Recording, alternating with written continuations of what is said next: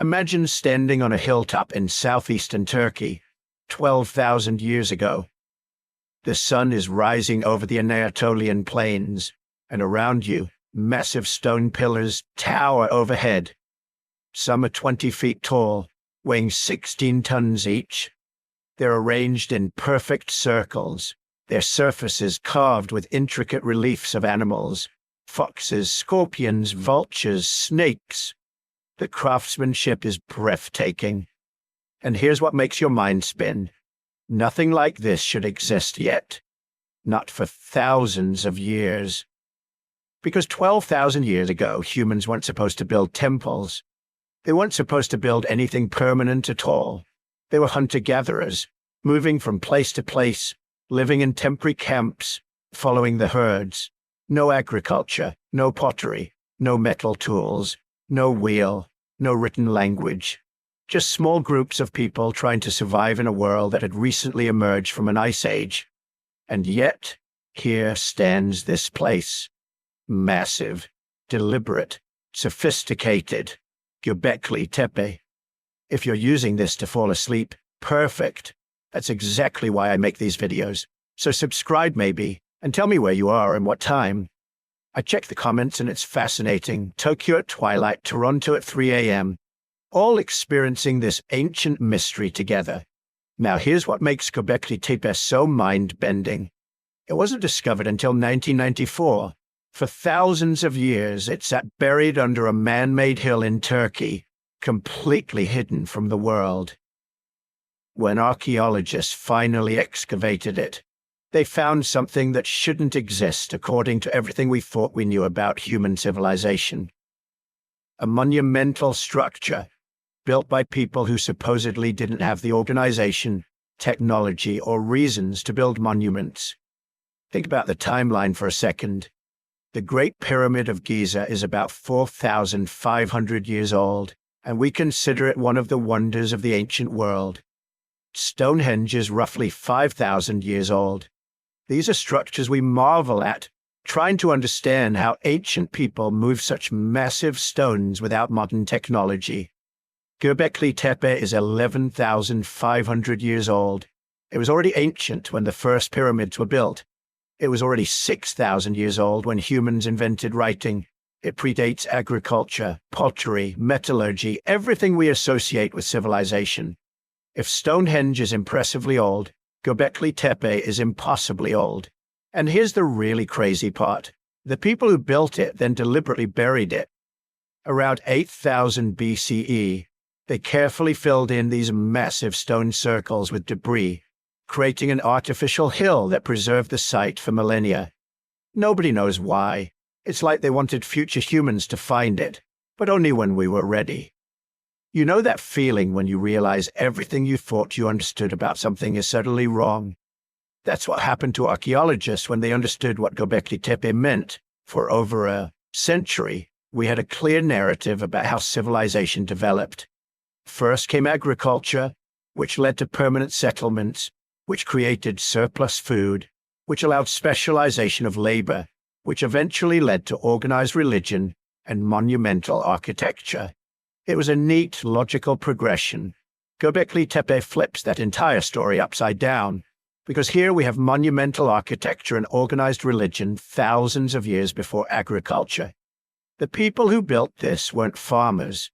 They were hunter-gatherers who somehow organized themselves into work parties capable of quarrying, transporting, and erecting stones that weigh as much as small houses, without domesticated animals to help, without metal tools, without any of the technology we assumed was necessary for such projects.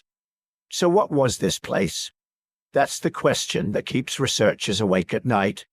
Was it a temple, humanity's first cathedral, where hunter-gatherer groups from across the region gathered for religious ceremonies? Was it an astronomical observatory, tracking the movements of stars and seasons? Was it a meeting place, where different groups came together to trade, share stories, and maintain social bonds across vast distances? Or was it something else entirely, something that doesn't fit any category we have, because the people who built it saw the world in ways we can't fully comprehend? The truth is, we don't know. And that uncertainty is part of what makes Göbekli Tepe so captivating. It's a mystery carved in stone, a question mark from the dawn of civilization, challenging everything we thought we understood about our ancestors and ourselves. As you drift off tonight, we're going to walk through this mystery together. From the moment of its discovery to the latest theories about its purpose and meaning, we'll explore what life was like for the people who built it, examine the incredible carvings they left behind, and confront the profound questions this site raises about human nature, creativity, and our drive to create something lasting, something meaningful, something that reaches across thousands of years to touch us today. Because Göbekli Tepe isn't just about ancient stones. It's about us, about what it means to be human. Picture southeastern Turkey in the early 1990s, rolling hills covered in dry grasses, scattered with limestone outcrops that poke through the earth like broken teeth. The landscape near Şanlıurfa is harsh, but beautiful, ancient, wind-swept, the kind of place where you can see for miles in every direction, where the sky meets the earth in a hazy line that shimmers in the summer heat. This is farming country now, has been for thousands of years. Wheat fields stretch across valleys that have been cultivated since humans first figured out how to convince wild grasses to grow where they wanted. But underneath all the agricultural history, something much older was waiting. The locals called one particular hill Göbekli Tepe, Potbelly Hill. Not because of any archaeological significance, but because of its shape. A rounded rise about 50 feet high, maybe 1,000 feet across. Nothing special to look at, just another hill in a landscape full of hills. Farmers have been plowing around it for generations, occasionally turning up pieces of worked stone that they'd toss aside and keep working. Sometimes they'd find fragments that looked almost intentional, carved maybe, but nothing that seemed worth investigating. In the 1960s, a team of American archaeologists did actually notice the hill. They were surveying the region, cataloging potential sites, trying to map out the archaeological landscape of southeastern Turkey. They stopped at Göbekli Tepe, looked around, collected some surface finds, pottery sherds, a few pieces of worked stone. They made notes, took measurements, and moved on. Their conclusion: medieval cemetery. Nothing of major significance. Just another burial ground from the Islamic period, maybe a few hundred years old at most. The site was catalogued and essentially forgotten. For 30 years, Göbekli Tepe sat there, growing wheat, sheltering occasional shepherds, keeping its secrets. 30 years during which archaeologists explored dozens of other sites in the region, uncovering Neolithic villages, Bronze Age settlements, Roman fortifications. But that strange pot-bellied hill, not worth the effort. The Americans had checked it out. Medieval cemetery. Case closed. Then in October 1994, a German archaeologist named Klaus Schmidt arrived. He wasn't looking for anything world-changing. He was just following up on old surveys, checking sites that had been catalogued decades earlier to see if modern archaeological techniques might reveal anything new. Schmidt was an expert in the Neolithic period, the critical window of human history when we transitioned from hunting and gathering to farming and settlement. He'd spent years excavating Neolithic sites across the Middle East. He knew what to look for. When he climbed that hill and saw the stones scattered across the surface, something clicked. These weren't random rocks. They weren't crude medieval grave markers. Schmidt could see immediately that the stones had been worked with sophisticated techniques, shaped, carved, deliberately placed. He picked up a few fragments and examined them closely. The workmanship was extraordinary, too refined for a medieval cemetery, too purposeful for a random collection of stones. And then he saw the first carved reliefs, not complete pieces, just fragments visible in the plow soil. An animal's head, the curve of what might be a human arm, abstract symbols he didn't recognize. His pulse probably quickened. Any archaeologist who tells you they don't feel that electric thrill when they realize they found something important is lying. Schmidt knew in that moment he was looking at something that shouldn't exist. Not here, not this depth, not with this level of sophistication. He began excavation that same year. Not a massive dig, just careful, methodical exploration to understand what he was dealing with. Within weeks, his team had uncovered enough to confirm what Schmidt had suspected from that first visit. This wasn't a medieval cemetery. This wasn't even a typical Neolithic village. This was something unprecedented.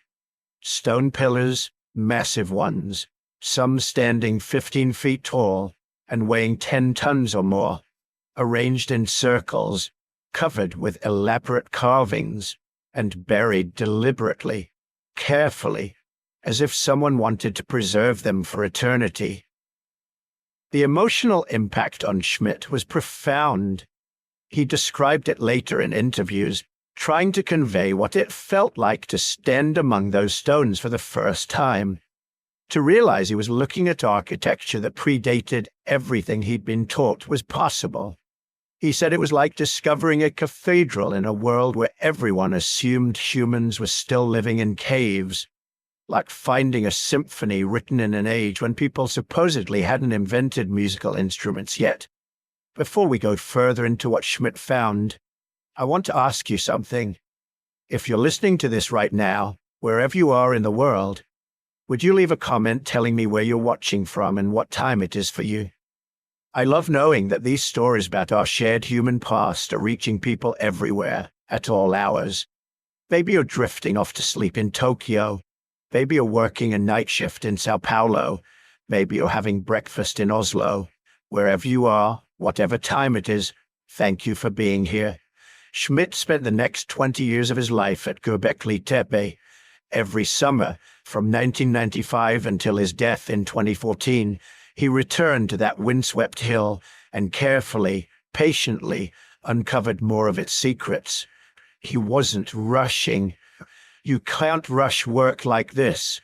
Every stone had to be documented, photographed, measured, every layer of soil analyzed, every fragment of charcoal collected for radiocarbon dating. The work was painstaking.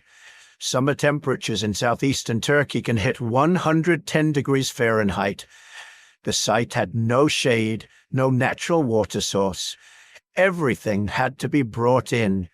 Every tool, every piece of equipment, every drop of water for the crew. The stones themselves were massive, requiring specialized equipment just to expose them without damage. And the carvings, those incredible reliefs of animals and symbols, they were so detailed that cleaning them required dental tools and soft brushes, hours of work for every square foot. But Schmidt never wavered. He understood the magnitude of what he'd found. He knew this site had the potential to rewrite human history, to fundamentally change our understanding of when and how civilization began. That kind of knowledge doesn't come from quick excavations and hasty conclusions. It comes from decades of careful work, from patience and precision, and an almost obsessive attention to detail. His team expanded gradually. Turkish archaeologists joined the effort. Students came from universities across Europe and the Middle East. Specialists in everything from ancient stoneworking techniques to prehistoric symbolism contributed their expertise.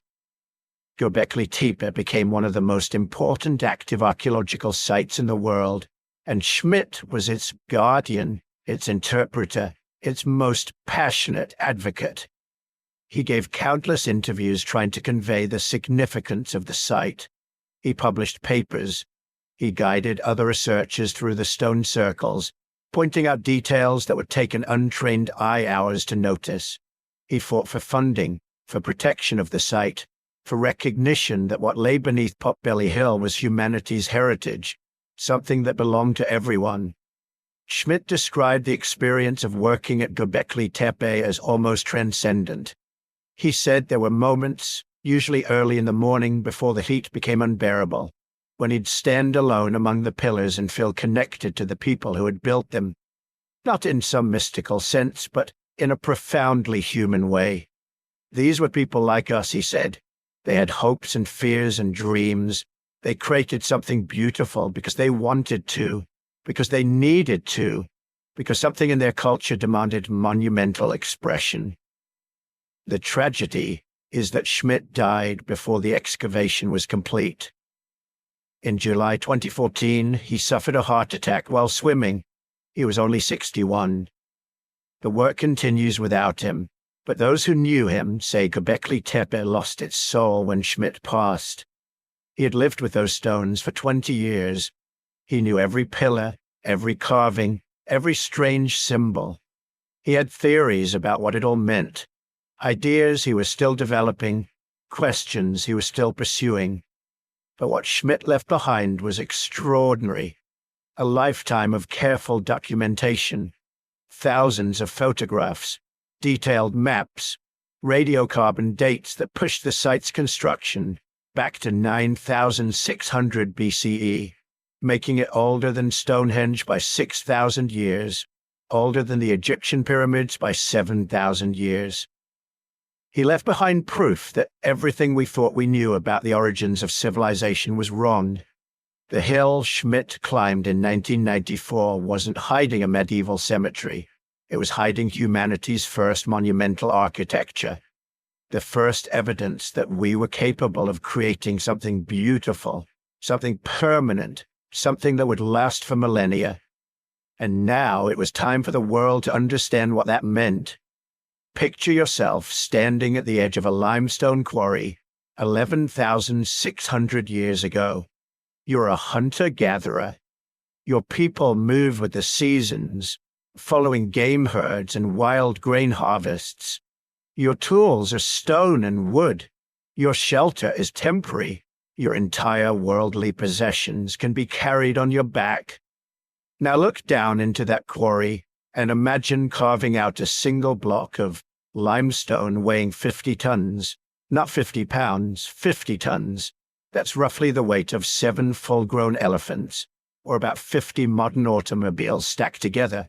And you're going to do this with stone tools, no metal, no wheels, no draft animals. Then you're going to move it half a mile uphill and stand it upright with such precision that it will still be standing 11,000 years later. Impossible, right? Except that's exactly what they did. Not once, but dozens of times. Not for shelter, not for defense, but for something else entirely. Something that mattered so much they were willing to invest thousands of hours of backbreaking labor into creating it. Göbekli Tepe isn't just ancient. It's architecturally sophisticated in ways that shouldn't exist in the pre-pottery Neolithic period. When Klaus Schmidt's team began excavating the stone circles, they found something that broke every rule we thought we knew about how human societies develop. The site consists of multiple circular enclosures. At least 20 have been identified through ground-penetrating radar, though only a fraction have been excavated so far. Each enclosure follows the same basic design. A roughly circular wall, sometimes carved directly from the bedrock, sometimes built from smaller limestone blocks. Inside these circles, massive T-shaped pillars arranged in rings, all facing inward toward a central pair of even larger pillars. The circles range from 10 to 30 meters in diameter, not small. These are architectural spaces designed to hold crowds, to accommodate gatherings of dozens, maybe hundreds of people. But it's the pillars themselves that really make you stop and question everything.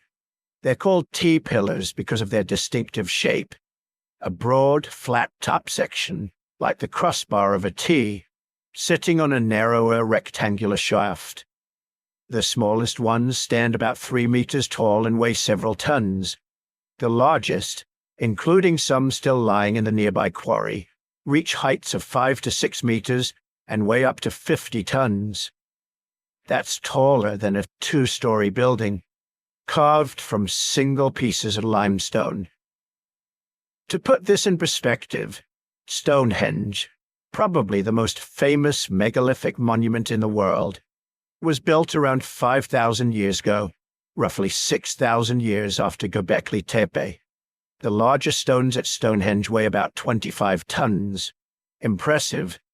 Until you realize the builders of Göbekli Tepe were moving stones twice that heavy, with even more primitive technology, and they were doing it 6,000 years earlier. The engineering questions this raises are staggering. First, quarrying. How do you extract a 50-ton block of limestone from bedrock using only stone tools? Modern experiments in ancient quarrying techniques suggest it's possible, but incredibly labor-intensive. You create a line of holes along where you want the stone to split, then drive wooden wedges into those holes and soak them with water.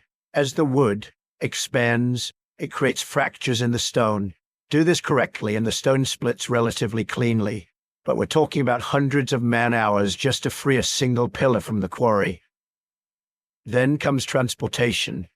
The quarry at Göbekli Tepe lies about 100 to 500 meters from the main structures, depending on which enclosure we're talking about. The terrain is uneven, rocky, uphill in places. Moving 50 tons across this landscape without wheels, without metal tools, without draft animals, it should be impossible. Yet they did it repeatedly. Some researchers suggest they used wooden rollers, placing logs under the stones and rolling them forward. Maybe. But tests with this method show you need dozens of people coordinating perfectly, constantly repositioning the logs as they roll out from behind the stone. Others think they might have used wooden sledges, dragging the stones on runners lubricated with water or animal fat. Also possible. Also requiring massive coordinated effort. The most conservative estimates suggest moving a 50-ton pillar would require at least 500 people pulling in unison. That's not a family group. That's not even a single band of hunter-gatherers. That's a massive coordinated labor force, all working together, all fed and organized for a project that might take weeks or months. But getting the stones to the site was only the beginning. Then you had to stand them upright. Think about the physics for a moment. A 50-ton pillar, 5 meters tall, lying on the ground. You need to lift one end, pivot it up, and drop it into a prepared socket in the bedrock without it breaking or falling on anyone. Modern engineers would use cranes, computer-calculated lifting points, steel cables. The builders of Göbekli Tepe had none of these things. They probably used earthen ramps, piled dirt and stones against one side of the pillar, creating a ramp. Use that ramp to gradually lever the pillar up, probably with wooden beams serving as levers. As the pillar rises, you build up the ramp higher, lever it some more, build higher, until finally the pillar is vertical enough to drop into its socket.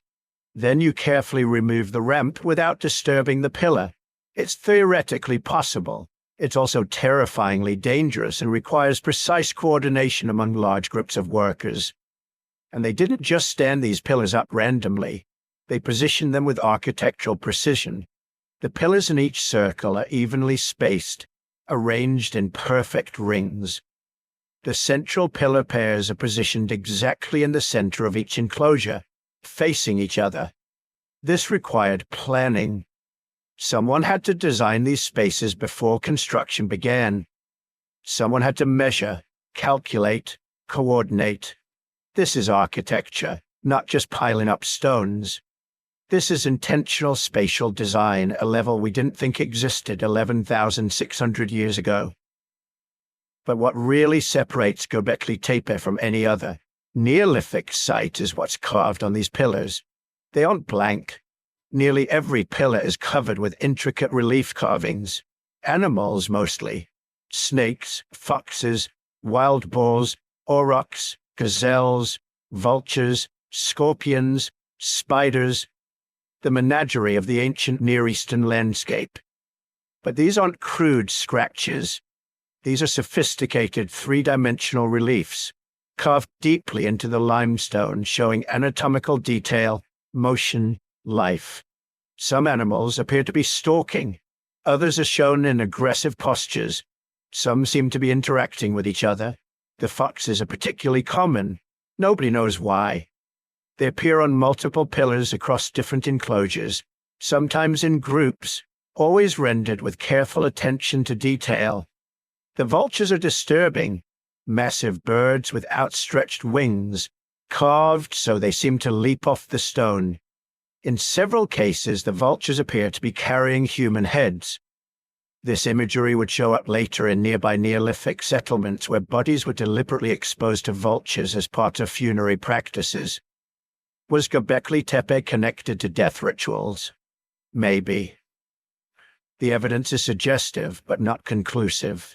Then there are the abstract symbols, H-shapes, C-shapes, circles, crescents, arrangements of lines and dots that might be counting systems or might be purely decorative.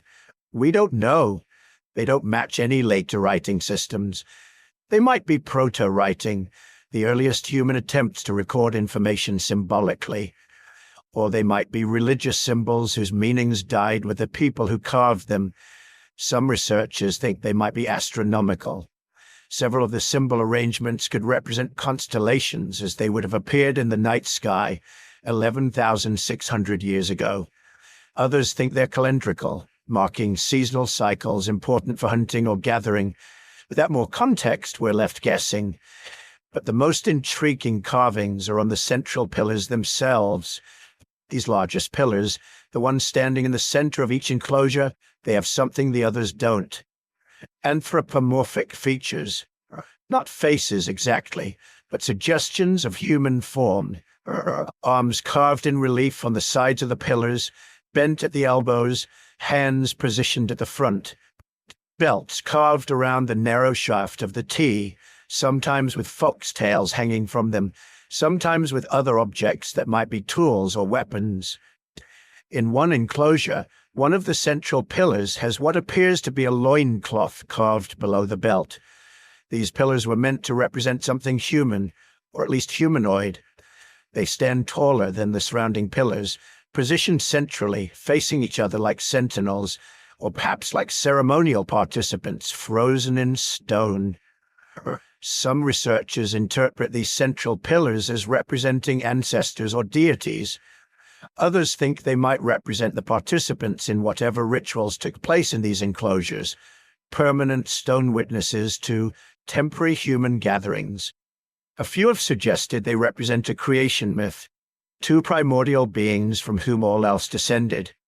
We don't know, but the intentionality is clear. These weren't just pillars. They were meant to be seen as presences, entities with humanoid form presiding over whatever happened in these stone circles.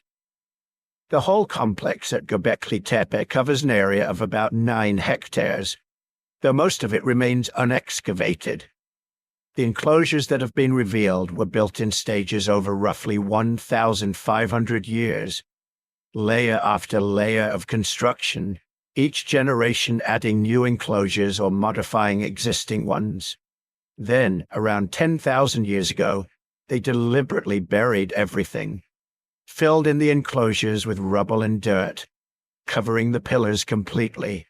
Not destruction, preservation, as if they wanted to seal these structures away, protect them, or perhaps conclude whatever purpose they had served. This deliberate burial is why Göbekli Tepe survived. The buried stone circles became a hill, covered with soil, protected from erosion and human interference for 10,000 years, until Klaus Schmidt arrived with ground-penetrating radar and began asking questions. What drove people to create this? That's the question that haunts everyone who studies Göbekli Tepe. These weren't desperate people building survival shelters. This was monumental architecture, created for symbolic or ritual purposes at a time when humans were still living in temporary camps, still following wild herds, still gathering wild plants. They invested thousands of hours of labor, coordinated hundreds of workers, solved engineering problems that wouldn't be tackled again for thousands of years, all for something intangible, something that mattered more than comfort or convenience, something that was worth the impossible effort of moving 50-ton stones and carving entire landscapes into religious or ceremonial space. We stand at Göbekli Tepe today, and we're forced to confront an uncomfortable truth. These people, 11,600 years ago, weren't primitive.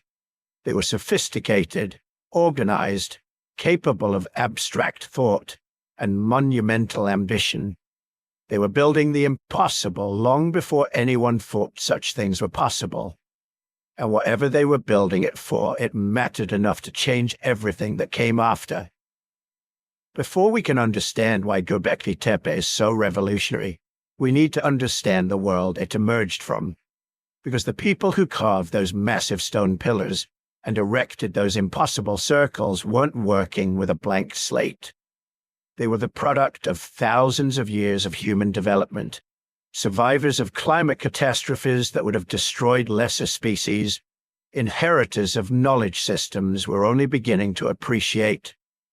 So let's go back to around 14,500 years ago, to the end of the last ice age. The great glaciers that had covered much of the northern hemisphere for tens of thousands of years were finally retreating. Sea levels were rising, and across the Middle East, in a region we now call the Fertile Crescent, something remarkable was happening. The world was coming alive. For millennia, this region had been cold, dry, relatively barren. But as the ice sheets melted and global temperatures rose, rainfall patterns shifted. Springs that had been dry for thousands of years began flowing again. Rivers that had dwindled to seasonal streams became permanent waterways, and most importantly, the grasslands exploded. Within just a few generations, the landscape transformed from sparse scrubland into something approaching paradise. Oak forests spread across the hills. Wild wheat and barley covered the valley floors in golden waves. Herds of gazelle, wild cattle, and wild horses migrated through in numbers that must have seemed endless. The skies filled with migrating waterfowl. The rivers teemed with fish. This wasn't just improvement. This was abundance on a scale that humans in this region had never experienced before. The people living here responded exactly as you'd expect. Their populations grew, their territories expanded, and they developed increasingly sophisticated strategies to exploit this sudden wealth of resources. We call these people the Natufians, after the first archaeological site where their remains were discovered. But they weren't a single unified culture. They were a network of related groups spread across what is now Israel, Palestine, Lebanon, Syria, and southern Turkey. Groups that shared certain technologies and traditions but adapted them to their specific local environments. The Natufians were hunter-gatherers, but forget whatever stereotype that term brings to mind. These weren't simple nomads wandering aimlessly from camp to camp. They were sophisticated resource managers with detailed knowledge of their territories, seasonal patterns, and animal behavior. A typical Natufian group might consist of 20 to 50 people, extended family networks bound together by kinship and generations of shared experience. They knew their territory intimately, every spring that flowed year-round, every stand of wild grain, every cave where they could find shelter in winter, every valley where gazelle migrated in autumn. And here's the crucial part. They were starting to stay in one place. At sites across the Fertile Crescent, archaeologists have found the remains of what they call semi-permanent settlements. Not cities, not even villages by our standards, but substantial stone structures, some with plastered floors and storage pits. Buildings meant to last years, not just seasons. Buildings people came back to generation after generation. This is massive. For hundreds of thousands of years, humans have been mobile by necessity. You follow the resources. When the game moves, you move. When the plants you depend on finish fruiting in one area, you travel to another area where they're just ripening. But the Natufians had discovered something revolutionary. In certain locations, if you planned carefully, you could stay put. The wild grain grew so thick in some valleys that a family could harvest enough in a few weeks to last months. Fish runs in the rivers were predictable and abundant, and with proper storage techniques, dried fish, grain, and preserved meat, you could ride out the lean seasons without having to pack up and move. This created what archaeologists call a sedentary or semi-sedentary lifestyle. Some groups stayed in their settlements year-round. Others used them as base camps, sending out hunting parties or foraging expeditions, but always returning to the same home base. The implications of this shift were enormous. When you're mobile, you can't accumulate much. Everything you own has to be carried on your back or loaded onto pack animals if you're lucky. But when you stay in one place, even part-time, suddenly you can invest in infrastructure, storage pits, grinding stones for processing grain, better shelters, more elaborate toolkits. The Natufians took full advantage. Their stone tools show a level of sophistication that would have astonished earlier humans. They created tiny, precisely shaped microliths, small blades that could be set into wooden or bone handles to create composite tools.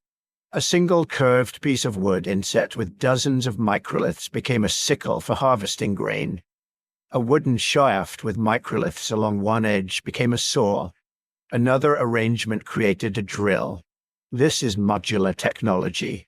Instead of making a new tool for every task, you create a system where the same components can be reconfigured for different purposes.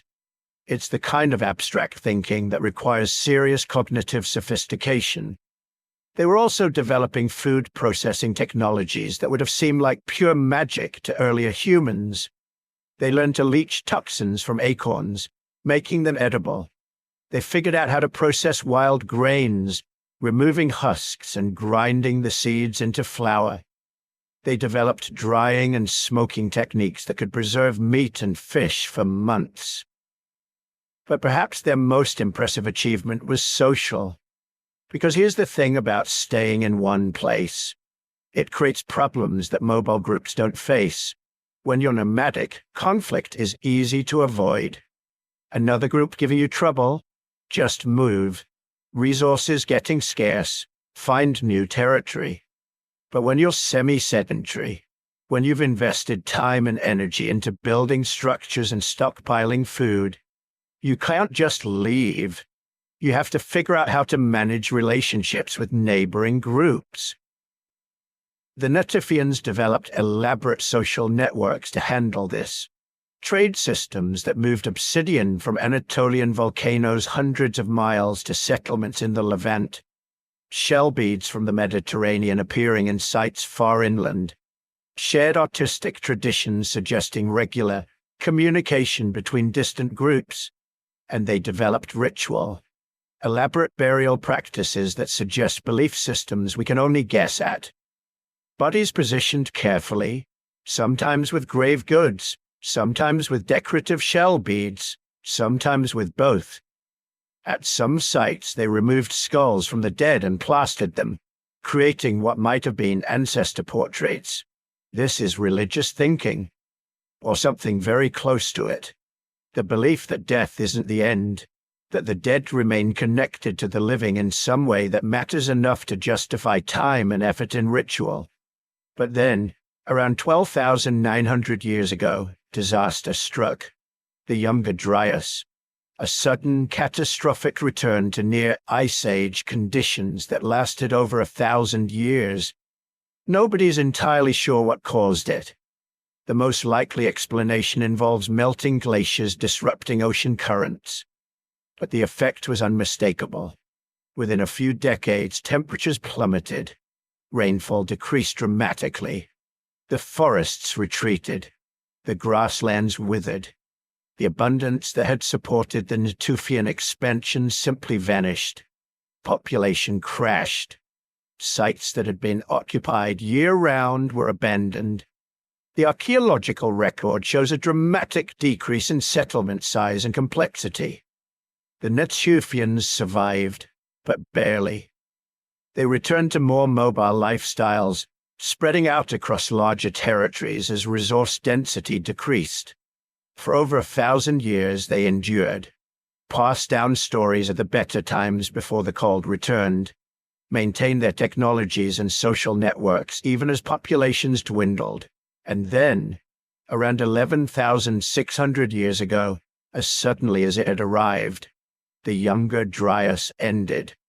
The warmth returned, the rains returned, and within just a few generations the Fertile Crescent bloomed again into that impossible abundance. But the people who emerged from the Younger Dryas weren't the same as those who had entered it. 1,000 years of survival under extreme conditions had refined them, taught them hard lessons about resource management and social cooperation.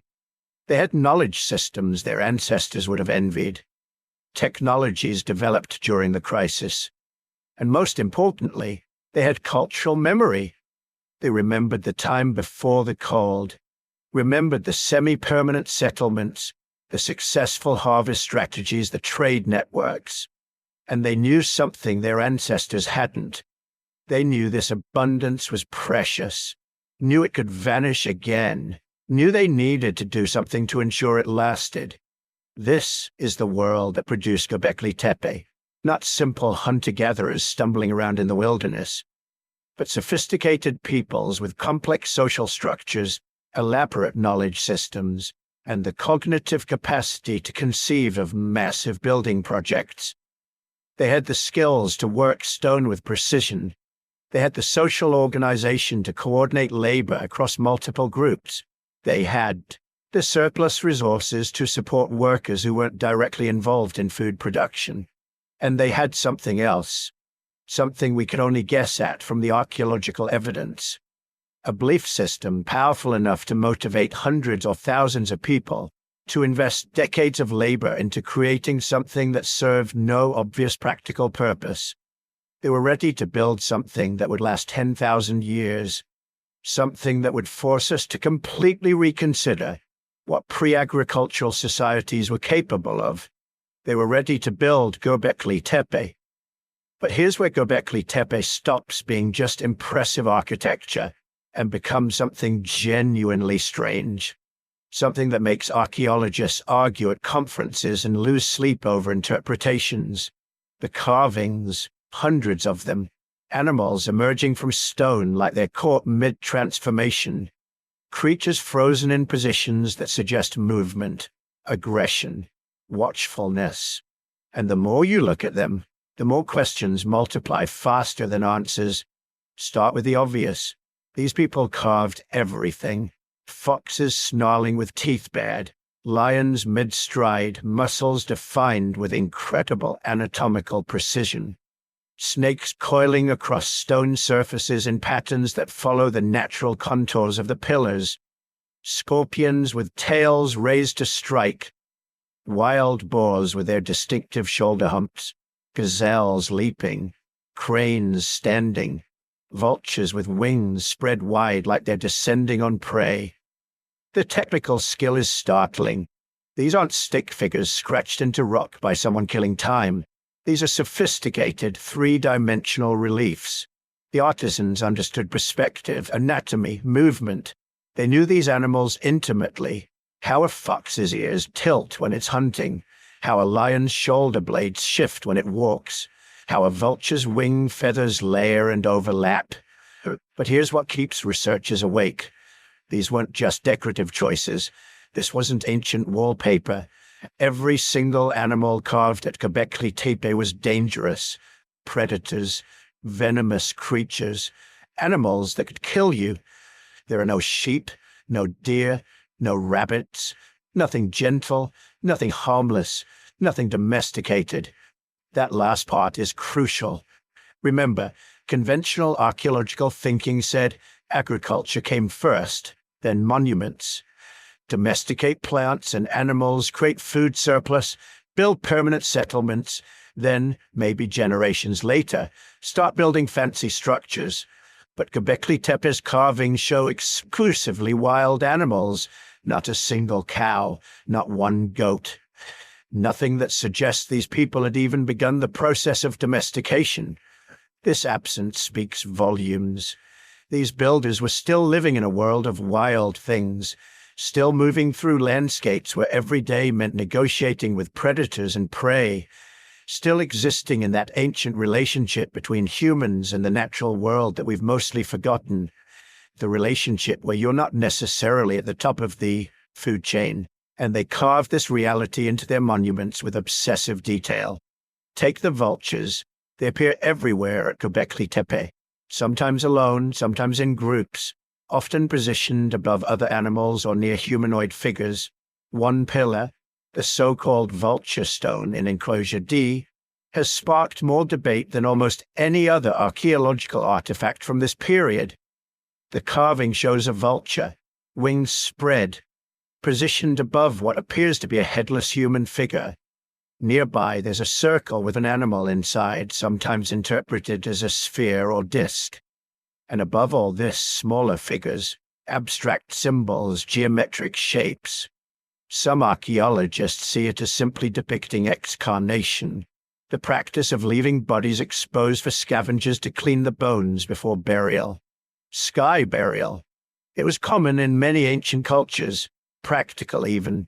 The vultures do the work of separating flesh from bone, and eventually you collect the clean skeleton for final burial.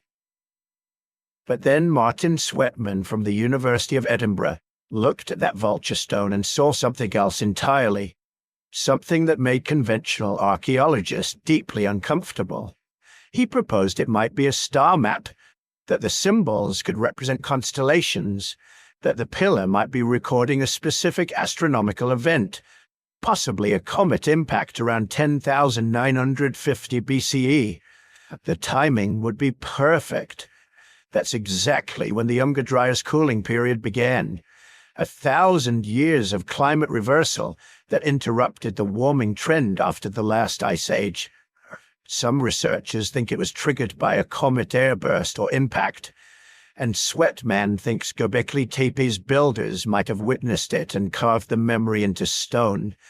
Now, most archaeologists think this is reaching too far, reading too much into abstract symbols that probably meant something completely different to their creators. But here's what's uncomfortable.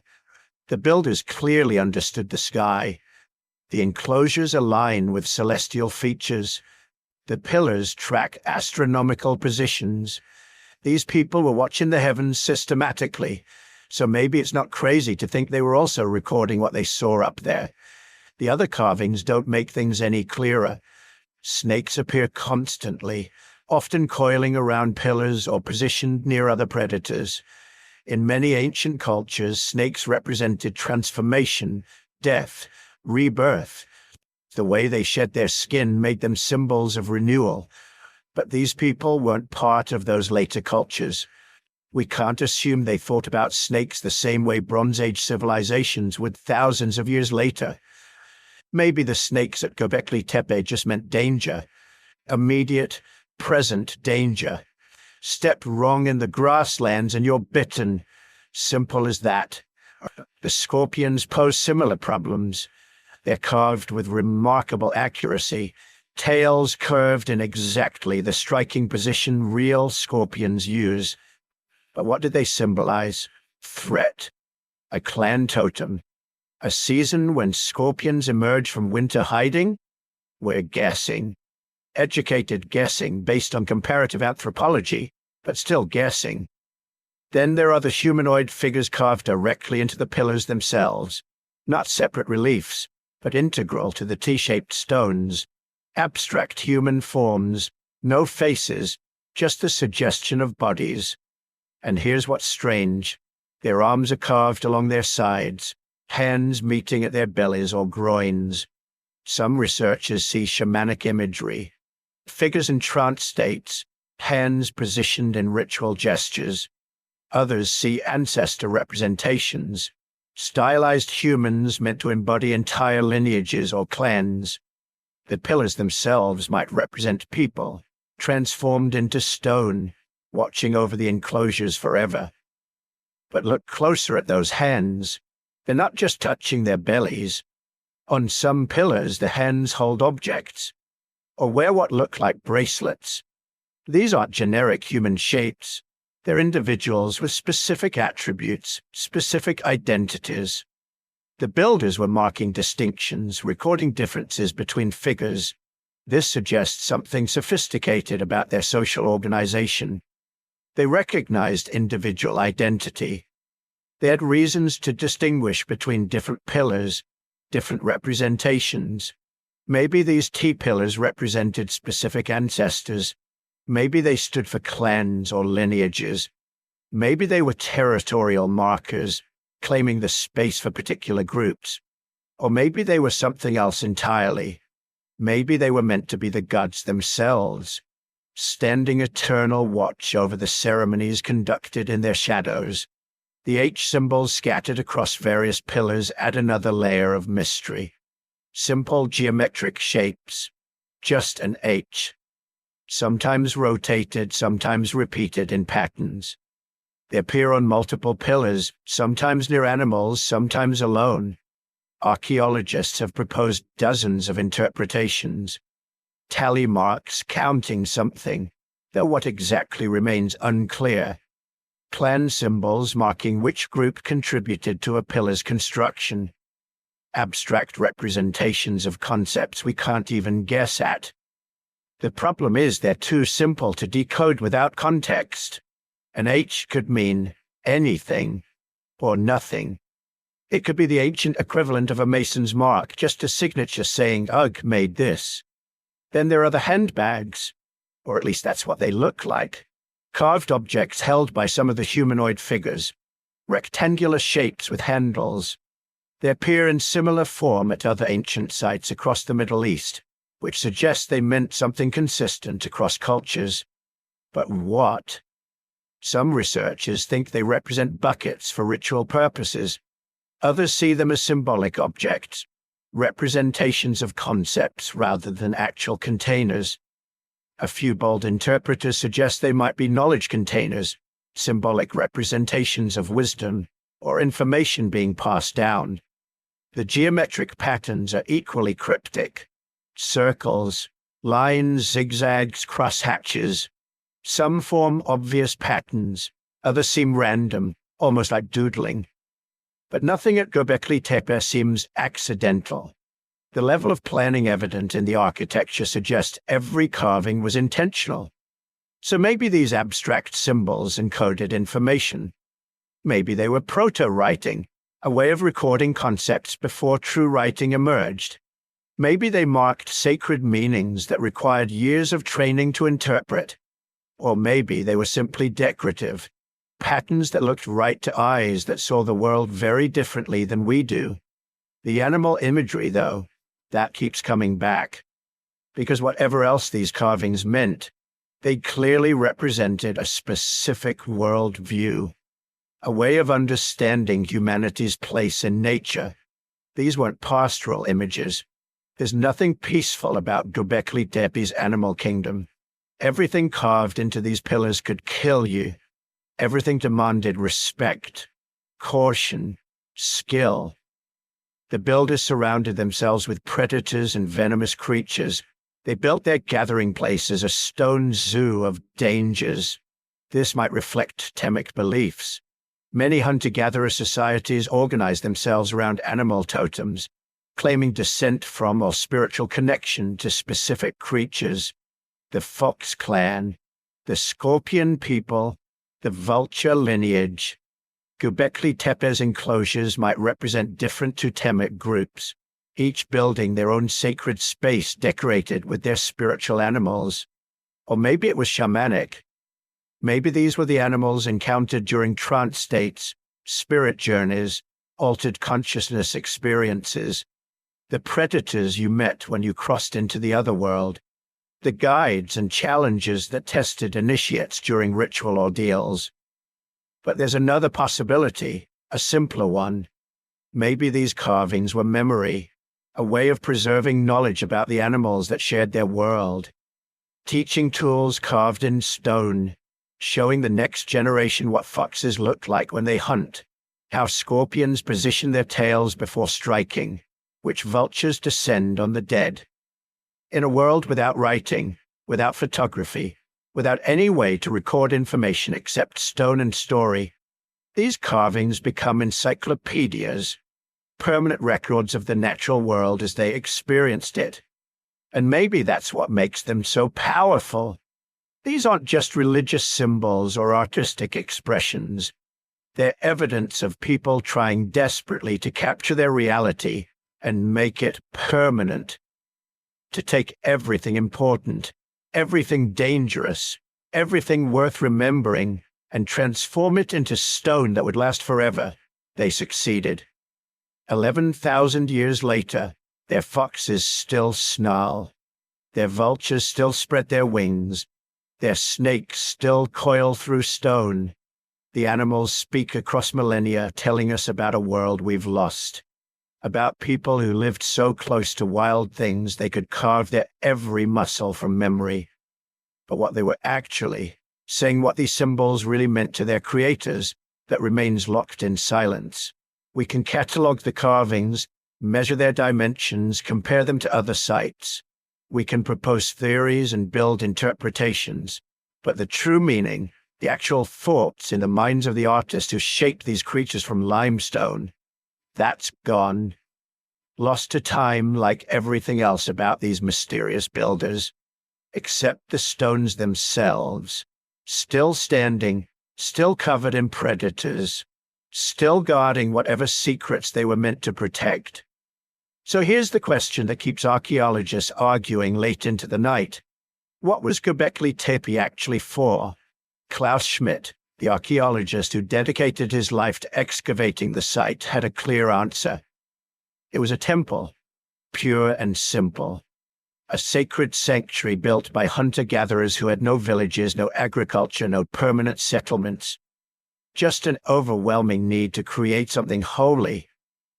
Schmidt's interpretation was based on decades of evidence.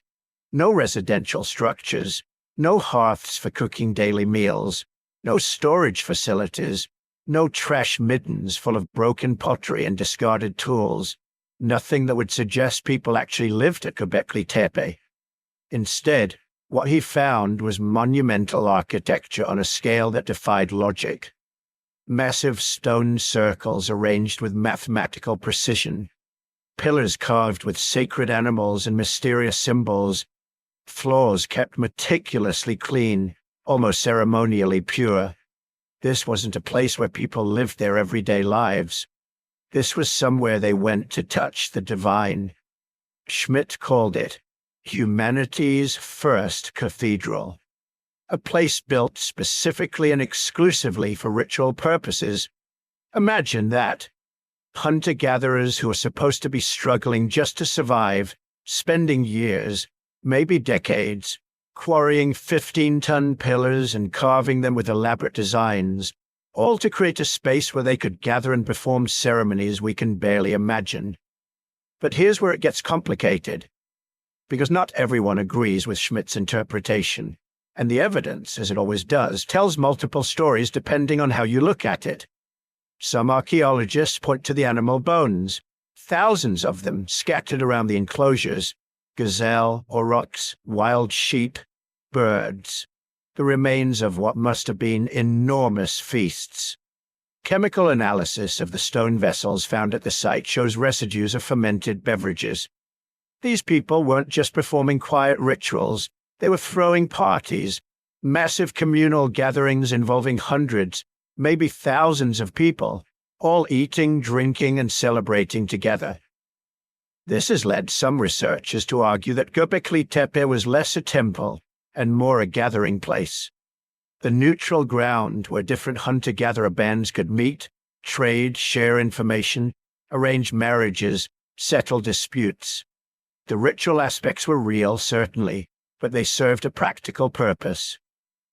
Bringing people together, creating social bonds that could span hundreds of miles.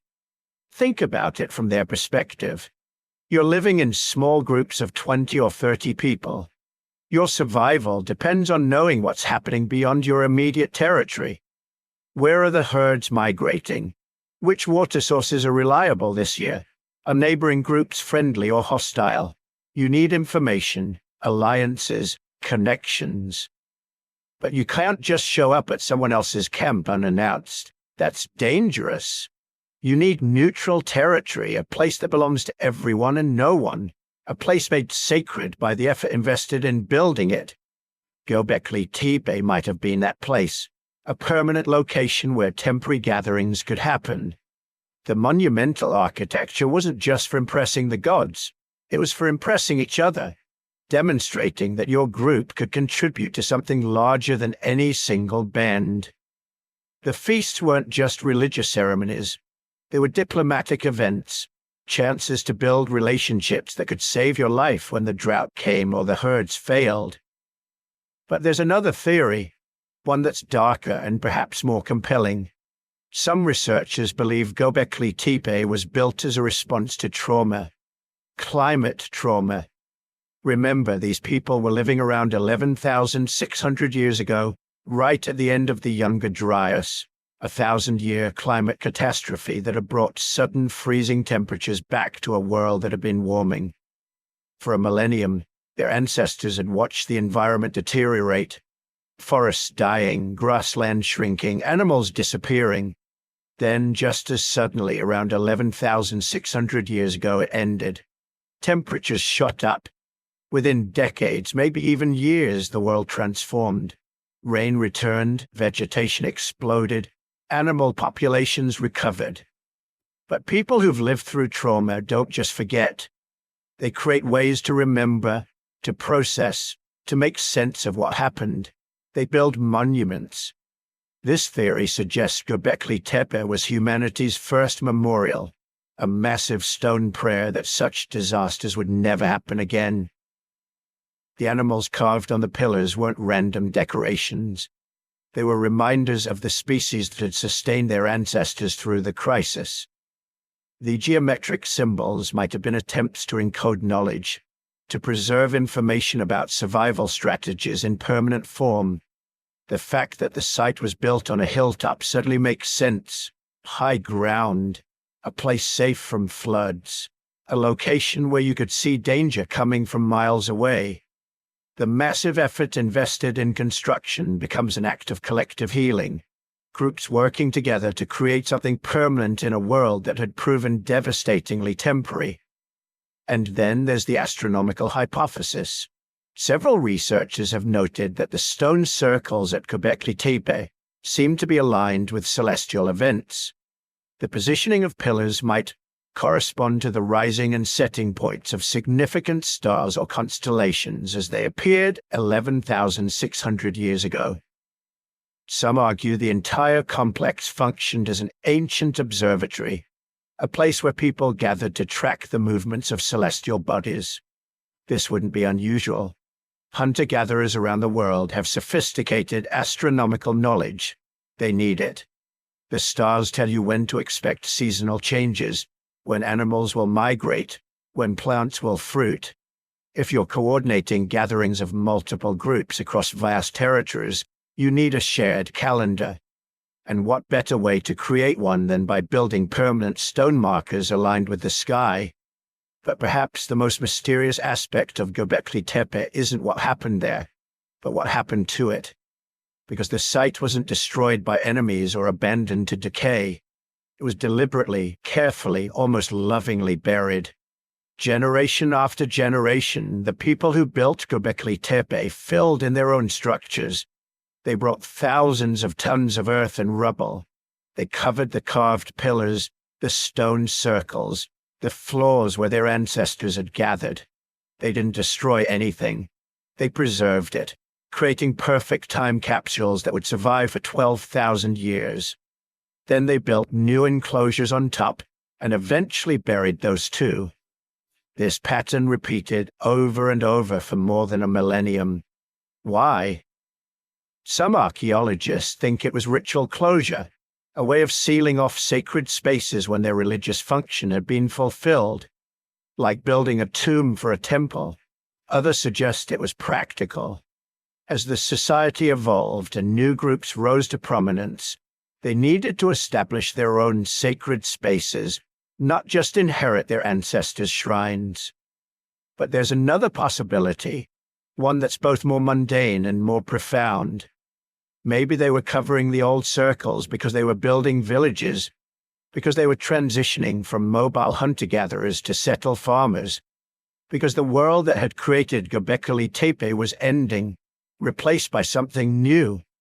The intentional burial happens to coincide with the first evidence of permanent settlements in the region, of systematic agriculture, of poultry and animal domestication, all the markers of the Neolithic revolution.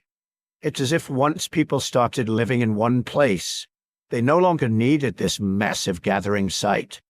The old ways were literally being buried by the new. And maybe that's what Göbekli Tepe really was. Not a temple or an observatory or a meeting place, not any single thing. But all of these at once. A site that evolved over centuries, serving different purposes at different times for different groups. A place that was sacred and practical, religious and social, public and mysterious. Because here's what the evidence really shows. No one lived at Göbekli Tepe permanently. The lack of residential structures makes that clear. But thousands of people visited. The animal bones, the feast remains, the worn floors prove that. They came seasonally, probably during specific times of year when multiple groups could gather. They brought offerings, held ceremonies, shared meals, conducted business, arranged alliances. They carved new symbols into the pillars, each generation adding its own marks to the stone. And when they left it clean, ready for the next gathering, ready for the next ceremony, ready to remain sacred until the world changed so much that even sacred places had to be put to rest.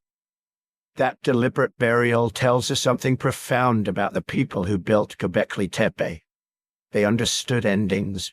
They knew how to let go. When the time came to move on to become something new, they didn't destroy what their ancestors had built. They honored it by preserving it perfectly. They gave it a burial worthy of something holy. 12,000 years later, we're still trying to understand what they created, still debating whether it was temple or monument, observatory or gathering place, still marveling at the sophistication of people we once dismissed as primitive. Maybe that's the real answer. Göbekli Tepe was whatever they needed it to be, and what they needed was something permanent in an impermanent world, something that could hold their dreams, their fears, their knowledge, and their hope, something that would last, and it did.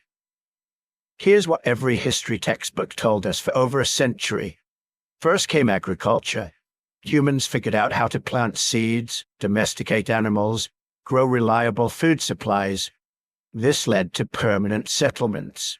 Settlements led to surplus food. Surplus food created leisure time.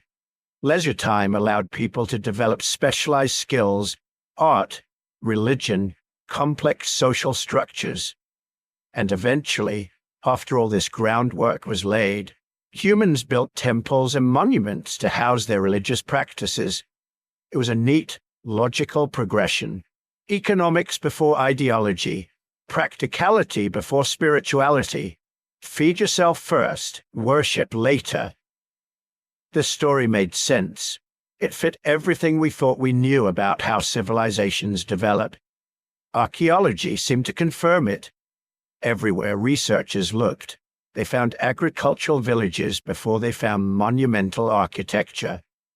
In Mesopotamia, farming settlements appeared thousands of years before the first cigarettes. In Egypt, agricultural communities existed for millennia before the pyramids. In China, rice cultivation preceded temple building by generations. The pattern seemed universal, inevitable. Humans needed food security before they could invest energy in anything as seemingly impractical as building massive stone monuments for religious purposes. Then Klaus Schmidt started excavating Göbekli Tepe, and every single part of that neat story fell apart, because at Göbekli Tepe, there's no evidence of agriculture. None. No domesticated grain seeds in the soil layers associated with the monument's construction. No signs of penned animals or managed herds. No permanent houses, no storage facilities, no trash heaps indicating year-round occupation. The people who built these massive stone circles, who carved intricate animal reliefs, who organized the labor of hundreds or thousands of individuals, they were hunter-gatherers. They were supposedly living the hand-to-mouth existence that every textbook said left no time for monumental construction. They were the people who weren't supposed to be capable of this. Schmidt looked at this evidence and proposed something radical, something that turned 150 years of archaeological theory completely upside down. What if we had it backwards? What if religion didn't come after civilization? What if religion created civilization? Think about what Göbekli Tepe represents. These weren't simple shelters or practical buildings. Nobody lived here permanently. The massive effort that went into construction, the artistic sophistication of the carvings, the careful planning of the circular layouts, all of it served a single purpose. This was a sacred space, a temple, a place where scattered hunter-gatherer bands could come together to participate in something larger than themselves, something that transcended the daily grind of finding food and avoiding predators. Now imagine you're part of one of those hunter-gatherer bands 11,600 years ago. Your group numbers may be 30 people. You know the territories within a few days' walk, know where the wild game congregates seasonally, where the edible plants grow thickest. Your life is mobile, flexible, sustainable in its own way, but it's also isolated. You see the same faces every day. Your world is small. Then comes the season when multiple bands gather at the sacred site. Suddenly there are hundreds of people, maybe thousands, extended family you haven't seen in years, potential marriage partners, trading opportunities, stories and songs from distant territories. And at the center of it all, those massive stone pillars rising from the earth, covered in carvings that connect you to something ancient, something powerful, something that gives meaning to the hardships of daily survival. This gathering, this sacred season, it becomes the most important part of your year. Everything else is preparation for it or recovery from it. And here's where Schmidt's revolution in thinking gets really interesting. To support gatherings of hundreds or thousands of people, even temporarily, you need massive amounts of food. More than you can hunt or gather in the immediate vicinity, especially if you're doing this repeatedly over decades or centuries. So you start planning. Maybe you notice that certain wild grains grow thicker near your campsites where you've disturbed the soil. Maybe you start deliberately scattering seeds in promising locations. Not farming, not yet, just encouraging nature to be more generous in places where you know you'll need food. Maybe you start managing wild herds, following them more closely, protecting them from other predators, guiding them toward areas where you'll be gathering. Not domestication, not yet, just gentle manipulation of animals that are still essentially wild. These aren't agricultural innovations driven by necessity. They're sacred innovations, driven by the desire to gather, to worship, to participate in something bigger than daily survival. The monument comes first. The need to support religious gatherings drives experimentation with food production. And eventually, gradually, almost accidentally, those experiments become agriculture. Schmidt called it the cathedral before the city, religion before civilization, the need to gather and worship, creating the conditions that would eventually lead to permanent settlements, domestication, and everything we recognize as the agricultural revolution. It's elegant, it's radical, And the evidence from Göbekli Tepe makes it terrifyingly plausible. Because here's what the site tells us. Construction happened in phases over centuries, each generation adding new circles, new pillars, new carvings. This wasn't a one-time project. It was a sustained cultural commitment spanning longer than the entire history of the United States. Hunter-gatherer bands, generation after generation, dedicating enormous resources to maintaining and expanding a sacred site. That kind of sustained effort requires powerful motivation, the kind of motivation that only shared belief systems can provide. And during those same centuries, the archaeological record shows something else happening in the surrounding region. Wild grains beginning to show morphological changes that suggest early cultivation. Animal populations showing the first signs of domestication. Small seasonal camps becoming slightly more permanent.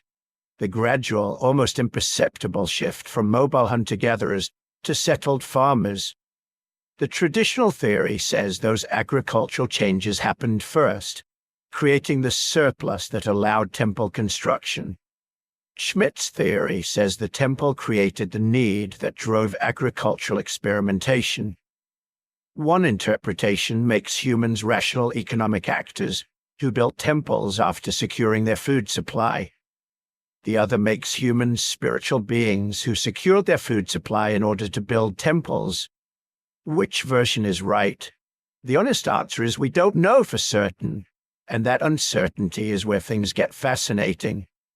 Because the debate over Göbekli Tepe isn't just about one archaeological site. It's about fundamental questions of what drives human behavior. Are we primarily practical creatures who turn to religion and art only after our material needs are met? Or are we primarily meaning-seeking creatures who will endure material hardship in service of spiritual and social needs? Some archaeologists push back against Schmidt's interpretation. They point out that absence of evidence isn't evidence of absence. Just because we haven't found signs of agriculture at Göbekli Tepe doesn't mean the builders weren't practicing some form of cultivation. Plant remains and storage structures might have been located elsewhere, in areas we haven't excavated.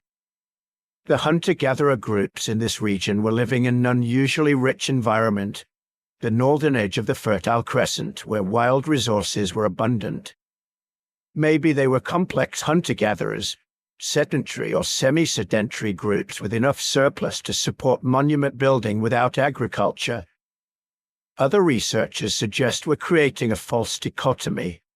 Maybe agriculture and monumental construction developed together, each reinforcing the other in a feedback loop. Experimental cultivation providing food for small gatherings, which motivated more ambitious construction projects, which required better food production, which led to more sophisticated agriculture, not one causing the other, but both emerging simultaneously from the same cultural moment. These debates matter because they shape how we understand ourselves. If Schmidt is right, if religion and shared belief really did spark the agricultural revolution, then we're looking at proof that human beings will reorganize their entire way of life in service of abstract ideas, that will develop new technologies, transform our relationship with the environment, abandon sustainable lifestyles that had worked for millennia, all because of stories we tell ourselves about meaning and purpose and the sacred. That's either inspiring or terrifying, depending on your perspective. It means shared belief systems can motivate almost unlimited cooperation and innovation. It also means we're capable of pursuing collective goals even when they might not be in our long-term interest. Agriculture wasn't necessarily an improvement over hunter-gatherer life. Early farmers were less healthy, worked harder, had less diverse diets. But if the drive to gather at sacred sites pushed us toward agriculture, we did it anyway. What Göbekli Tepe teaches us, regardless of which specific interpretation proves correct, is that our ancestors 11,600 years ago were far more sophisticated than we imagined. They were capable of abstract thinking, long-term planning, coordinated action on a massive scale. They could envision something that didn't exist and then bring it into being through sustained collective effort. They understood symbolism, ritual, the power of sacred space to bind communities together across distance and time. They were, in other words, fully human in every sense that matters. Not primitive people taking their first stumbling steps towards civilization, but conscious beings grappling with the same fundamental questions we face today. What makes life meaningful? How do we create connection in a vast world? What legacy will we leave for those who come after? The stones at Göbekli Tepe are their answer. And the fact that those answers still move us, still generate wonder and debate 11,600 years later, suggests they got something profoundly right about what it means to be human. For all the stone, for all the dust, for all the careful measurements and laser scans and radiocarbon dates, Göbekli Tepe is still mostly a ghost. When you see those famous images in documentaries or online, it feels complete. A ring of pillars, carvings in sharp afternoon light, archaeologists brushing dirt from ancient stone. It gives the illusion that we're looking at the whole thing, that the mystery is exposed, but we're not even close. By the most generous estimates, only about 5% of Göbekli Tepe has actually been excavated. 5%. 1/20th of the site. Imagine trying to understand a whole book from a single torn page, or trying to know a city from one street corner. That's the scale we're dealing with here. The rest is still there, under the hill. Thousands of years of backfill and sediment, carefully packed by ancient hands and slowly compressed by time. An entire buried landscape of stone rings, pillars, walls, and who knows what else, hidden just a few meters below the surface. And this raises a question that quietly haunts every conversation about Göbekli Tepe. What are we not seeing yet? Archaeologists suspect that what has been uncovered so far, iconic enclosure D with its towering central T-pillars, the neighboring circles with their crowds of animals in stone, may not be the oldest parts of the site. There are hints, tantalizing but incomplete, that deeper, older structures may be waiting below those we already know, in ground-penetrating radar surveys, in subtle variations in soil density, in faint circular echoes beneath the current enclosures. There are suggestions of more architecture stacked beneath what we've already revealed, like pages in a book written over centuries and then glued shut. Think of it as a vertical timeline. The enclosures we see now might be the latest edition of a much older tradition. Beneath them, earlier circles, and beneath those, perhaps even more primitive stone arrangements, built by people just beginning to experiment with this strange new idea. Vast, monumental space dedicated not to shelter, but to meaning. If that's true, then Göbekli Tepe is not a single event. It's not one burst of construction, one moment of genius. It's a long conversation, carried out in stone over generations. A tradition that might stretch back hundreds of years, maybe longer. Each generation digging, building, covering, renewing, layer after layer of intention, ritual, and memory. But until more of the site is carefully uncovered, that remains a guess. A good guess, supported by geophysics and stratigraphy, but still a guess. For now, 95% of the story is literally underground.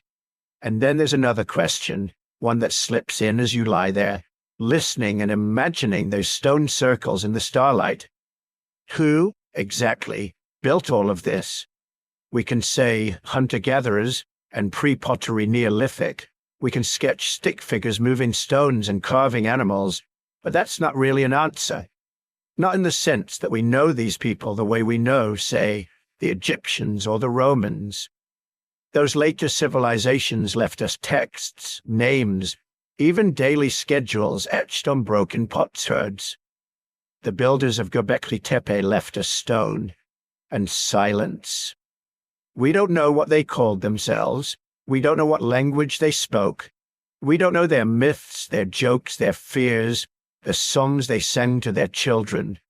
We don't know if they thought of themselves as one people or many, if they saw Göbekli Tepe as a shared sanctuary for far-flung groups, or as the guarded heartland of a particular clan. But we can infer some things from what they did, from the scale of their work. Those central T-pillars weigh up to 20, maybe 40 tons. They had to be quarried from bedrock shaped with stone tools, moved hundreds of meters, and then raised upright into sockets carved into the floor. The enclosure walls had to be dug, stones cut and stacked, floors leveled. The carvings, foxes, snakes, wild boar, birds, abstract symbols, had to be planned and executed with precision. That doesn't happen by accident. That doesn't happen casually when someone has a free afternoon and decides to carve a megalith. It tells us this: whatever social world these people lived in, it was organized enough to mobilize large numbers of individuals, coordinate their labor, feed them, manage injuries, maintain focus over years, maybe decades of construction. Picture small bands arriving from miles away, from valleys and ridges and riverbanks scattered across the region. 20 people here, 30 there, each group with its own stories, its own hunting grounds, its own small dramas. But when they came to this hill, they were part of something larger. Maybe they had leaders, elders with deep knowledge, ritual specialists who knew the correct sequence of offerings, charismatic figures who could persuade people that hauling another stone was worth the effort. Because this is how we keep the world in balance. Maybe labor was organized through kinship, each lineage responsible for a particular sector of wall, or one specific pillar. Your grandmother's clan always carved the foxes. Your cousins were known for shaping the tall T's. Your group brought obsidian blades and flint from far away as offerings, and those gifts earned you a place in the ceremonies. Or perhaps it was obligation of another kind, debts of honor, seasonal gatherings where people were required to show up and contribute if they wanted access to marriage partners, trade goods, or simply the prestige of being people of the pillars.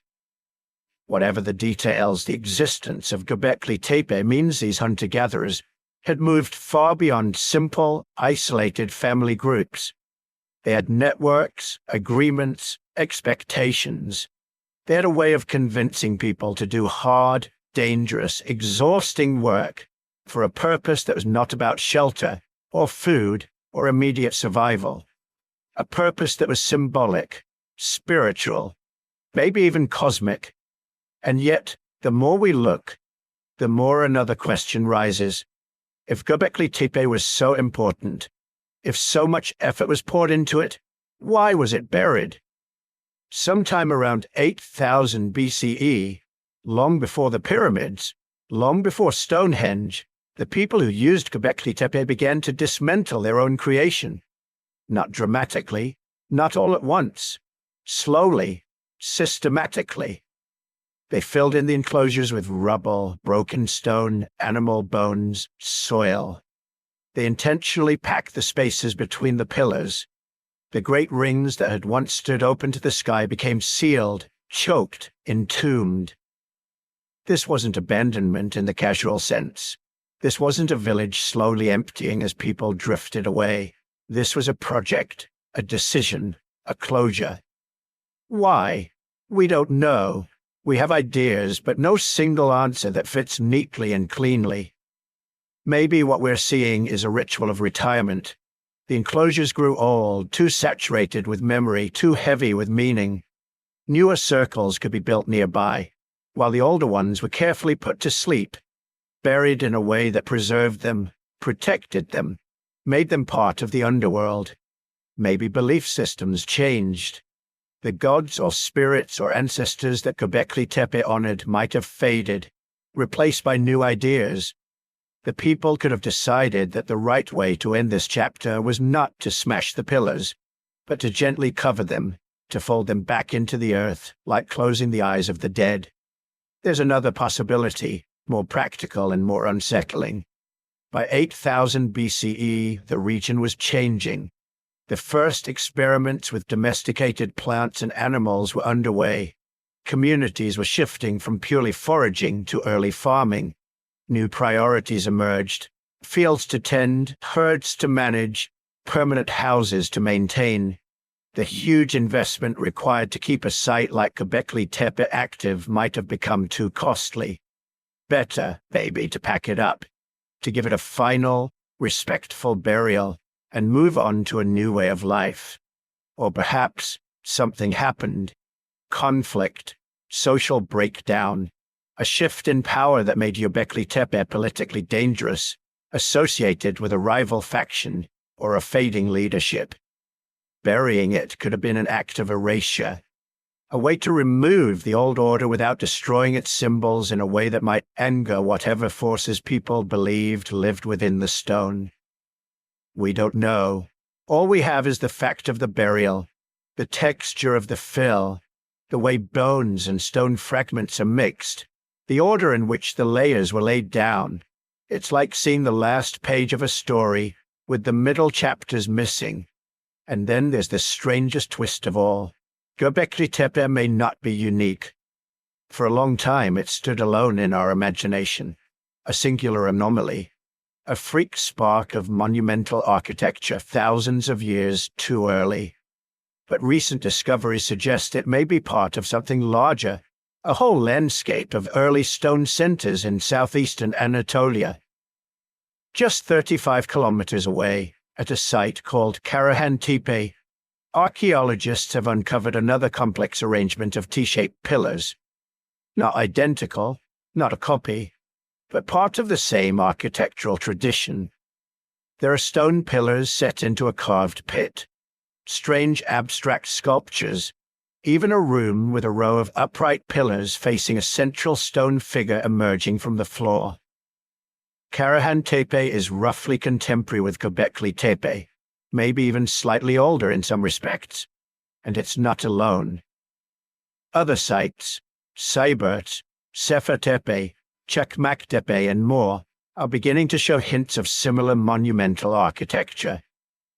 This changes the question. Instead of asking, why did one community build something like this so early, we may need to ask, what kind of cultural world produced an entire network of such sites? Maybe Göbekli Tepe was not a one-off miracle, but one of several central places in a ritual landscape, sacred hills and valleys woven together by seasonal migrations, shared ceremonies, and long-distance ties of kinship and belief. To explore this invisible landscape, archaeologists are increasingly turning to technology that lets them see below the surface without digging. Ground-penetrating radar, electrical resistivity surveys, magnetometry, tools that read the subsurface like a blurred X-ray. At Göbekli Tepe itself, these methods have already revealed hints of more enclosures scattered across the mound. Circular anomalies, rectangular shapes that might be buildings, zones of disturbed soil that could be quarries or pits. Each new survey adds ghostly outlines to the map, suggesting more complexity, more architecture, more story. At Karahan Tepe and other nearby sites, remote sensing is doing the same, mapping buried structures before a single trowel touches the ground. It allows archaeologists to be strategic, to protect what's there, to plan slow, careful excavations in a world where every exposed stone begins a race against erosion and exposure. But there's a paradox. The more we see with technology, the more mysteries we uncover. Ground-penetrating radar might show a perfect circle beneath the topsoil, a ring of clear returns indicating buried stone. But it doesn't tell us what's carved on those stones. It doesn't reveal the expressions of the animals, the patterns of abstract symbols, the small chips and scratches that record centuries of use. Magnetometry can show us the ghosts of hearths and pits and walls. It can trace patterns of activity, but it can't tell us the stories people told around those fires, or the reasons one space mattered more than another. So, We are left in this strange in-between. We know there is far more to Göbekli Tepe than we've uncovered. We know there are likely older structures below the known enclosures, a deeper history waiting in the layers. We know there were multiple sites in this region where people carved and raised T-pillars, suggesting shared ideas, shared styles, perhaps even shared myths. We know someone organized the labor, structured the gatherings, decided when to build and when to bury. Someone stood where you now imagine yourself standing, at the center of a stone circle, looking up at carved animals in the night sky, and felt that this place, on this hill, mattered. But we don't know their names. We don't know the shape of their gods, the full rules of their rituals, the exact stories they whispered to explain why a vulture or a fox or a headless figure carved in stone could hold power over life and death. And perhaps that's what draws us in, as you lie there letting the images drift through your mind. Göbekli Tepe is not just an archaeological site. It's a space of unresolvable questions. Will we ever excavate more than 5%? Maybe, maybe not. Excavation destroys as much as it reveals. Every layer uncovered is a layer removed forever. Future technologies might learn more from untouched deposits than we can today. So archaeologists have to choose carefully. What do we need to know now, and what mysteries should we leave for people who will come after us with better tools and sharper questions? Will we find an even older stone circle beneath the known enclosures, pushing the origins of monumental architecture back another few centuries? It's possible. The hints are there. But until someone opens those deeper layers, that possibility floats just out of reach, like a half-remembered dream. Will we ever know exactly why they buried it? Probably not in the way we'd like. There will be no inscription explaining the decision, no diary of the last overseer of the hill. Instead, we'll keep reading the fill layers, the patterns of bones and stones, the timing of the backfilling compared to the rise of villages and fields nearby. We'll build models, test ideas, adjust them as new evidence appears. And in the meantime, Göbekli Tepe will continue to sit there, under its protective shelter and under its untouched soil, an ancient riddle half solved. A reminder that for all our scans and surveys and theories, there is so much about our own past we still don't understand. As you drift towards sleep, you can imagine the hill as it is now, quiet, lit by the faint red glow of instruments at night, watched by cameras, measured by satellites, its shapes traced by invisible radio waves passing through the earth. Beneath all of that, the stone circles wait. Beneath some of those, perhaps older circles, wait still. Around the hill in the wider landscape, other sites, Karahan Tepe and its cousins, are beginning to emerge from obscurity, telling us that this was not a single spark, but a whole constellation of early sacred places. We stand at the very beginning of understanding what any of it means. 95% of the story is still underground. And the part we can see, the 5% we've brushed clean and scanned and measured, asks more questions than it answers. Who built it? How did they organize themselves? Why did they bury it? What strange fusion of belief, necessity, memory, and imagination drove them to shape a hill into a monument of stone and silence? Those questions don't have final answers yet. They may never have them, but they pull us forward, just as the stone circles pulled people to that hill 12,000 years ago. And as you let your eyes close, you join a very old tradition. Humans stare into the dark, surrounded by mysteries, making meaning for what little light they have, and knowing, deep down, that most of the story still lies hidden, waiting, just out of reach. Now drift forward again, out of the stone circles and into the stories people would one day tell about places like this. Because here's the problem. Göbekli Tepe is 12,000 years old. The earliest written texts we have are maybe 5,000 years old. Between those 2 points is a gap longer than all of recorded history, and yet scattered across that gap in cultures that never met, never traded letters, never shared a priest or a king, we keep seeing certain patterns of story.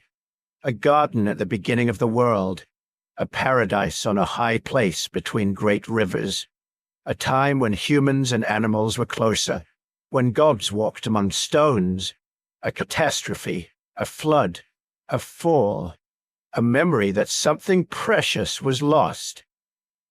The question is not, did the people of Göbekli Tepe write the book of Genesis? They didn't, they couldn't. Writing didn't exist yet. The question is subtler and more haunting.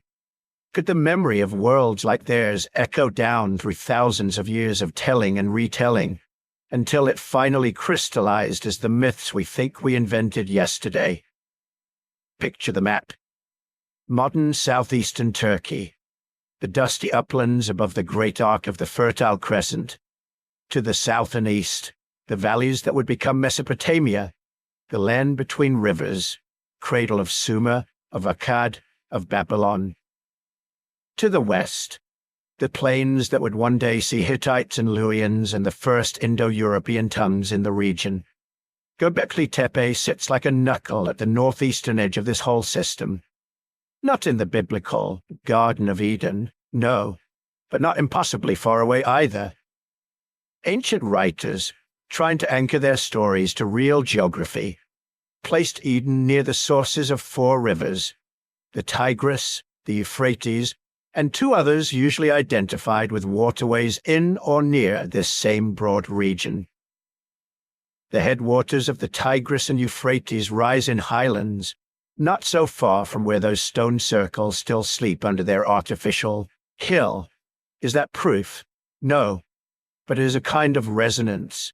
Imagine yourself as one of the later people of this land, a shepherd 5,000 years after Göbekli Tepe was buried. You don't know it exists. Your world is city-states and ziggurats and barley fields along the river. But the old stories your grandparents told you at night, their grandparents, and theirs before them, go back further than any temple you've ever seen. They talk about a time before the plow, when the ancestors gathered season after season at a holy hill in the north, a place of stones where the first animals were honored, where the sky felt close and the gods closer. They talk about a turning point, a time when humans changed their relationship with the land, when the wild became enclosed, when abundance arrived, yes, but also rules, labor, hierarchy, the first bargains with the soil. Over centuries, as languages shift and memories blur, that ancestral hill becomes a garden. The hilltop location becomes a high place at the source of rivers. The shift from foraging to farming becomes eating from a tree of knowledge, a choice that cannot be undone. You don't remember the place. You just remember that before it people lived differently, and that after it we could never go back. This is how cultural memory works. It's not a tape recorder. It's not precise. It's more like a series of overlapping sketches, redrawn by each generation in slightly different colors, emphasizing different lines, losing some details and adding new ones that make sense now. Anthropologists call these myths of origin, or charter myths. Stories that tell people who they are by telling them where they came from. They're not historically accurate, and they're not meant to be. They're emotionally accurate. They encode a feeling about some real transformation in the deep past. Göbekli Tepe was exactly that kind of transformation. For hundreds of thousands of years, humans lived as small, mobile bands. Then, in places like this hill, they did something new.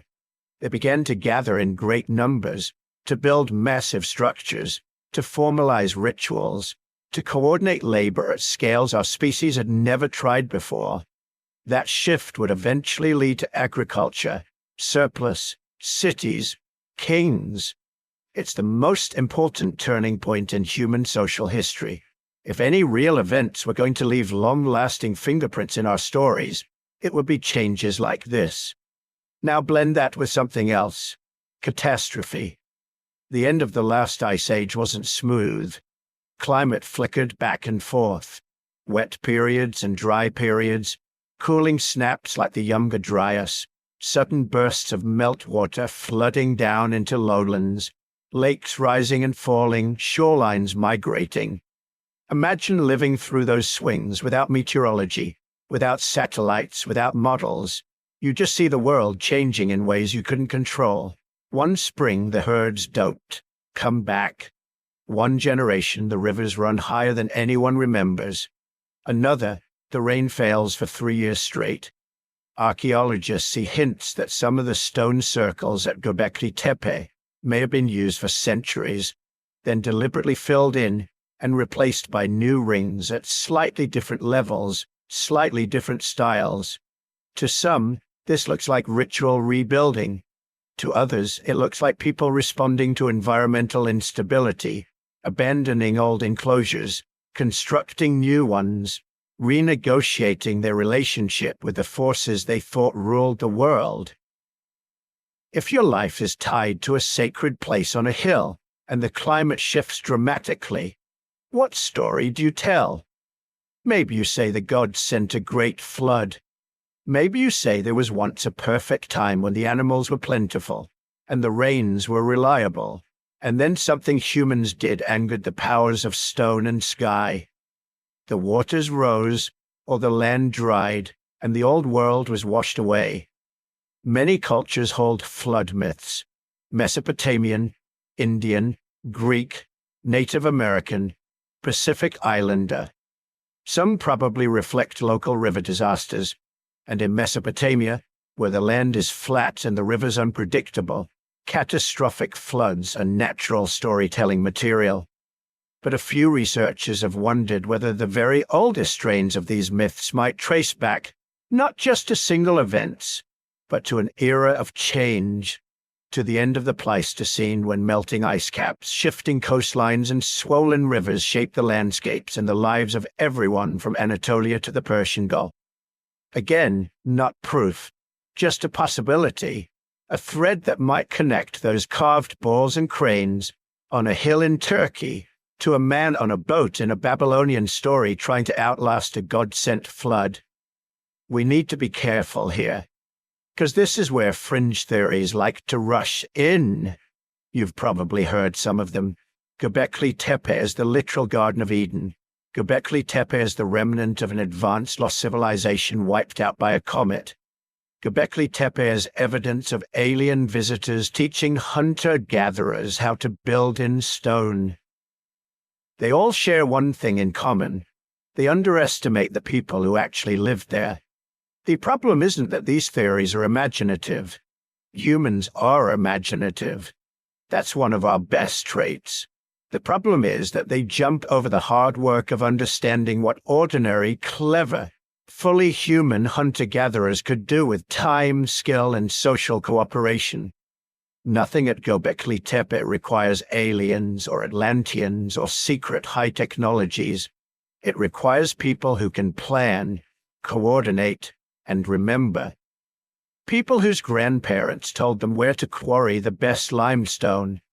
People who spent childhoods learning how to chip stone, how to move monoliths with ropes and levers, how to carve a fox so precisely into a pillar that 12,000 years later we still recognize the curve of its tail. If anything, what Göbekli Tepe proves is that the so-called primitive people of the early Holocene were already capable of astonishing things, long before pottery, long before writing, long before pharaohs and pyramids. But dismissing the fringe ideas doesn't mean we have to throw away the instinct that drives them.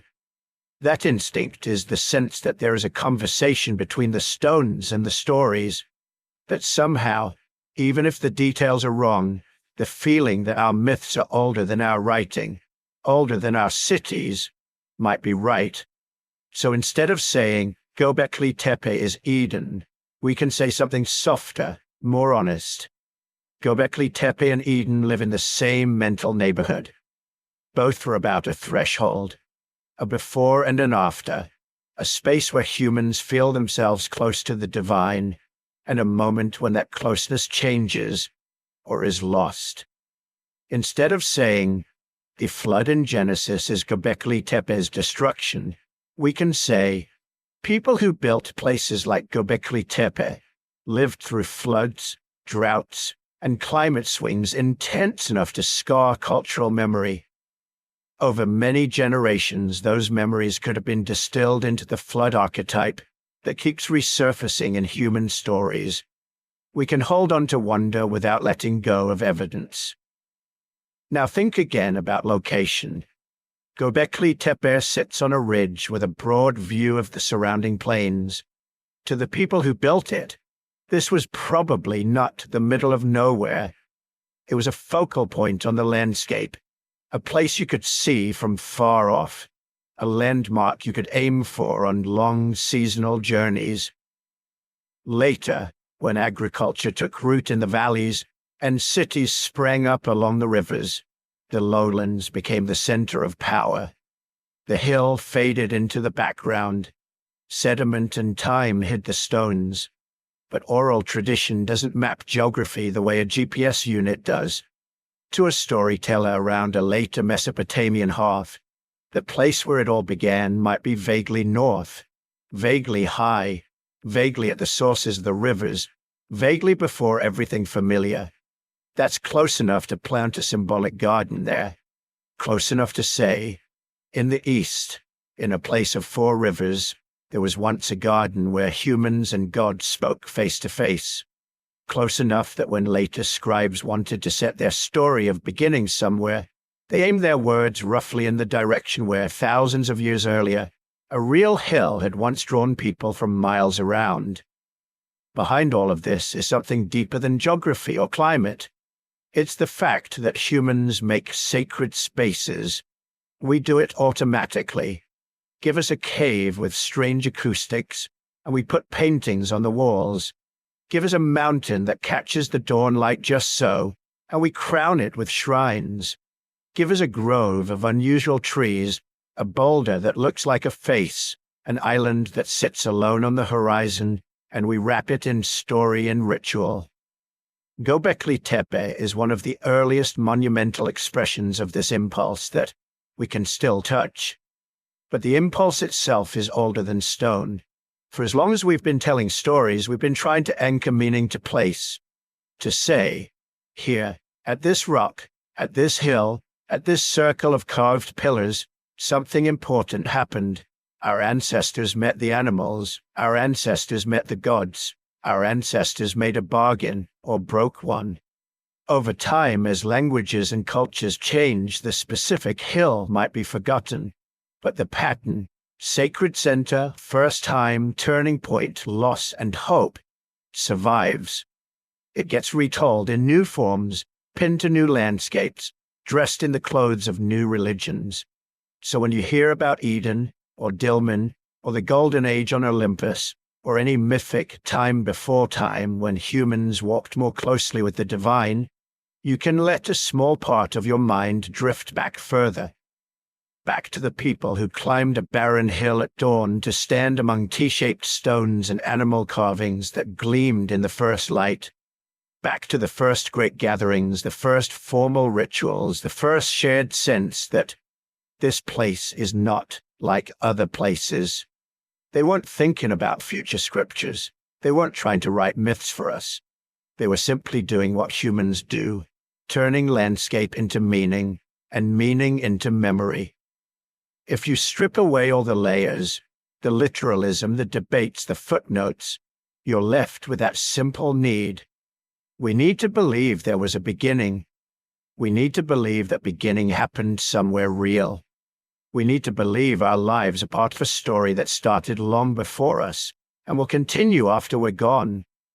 Göbekli Tepe reminds us that this need is ancient. It's not a quirk of any one religion or culture.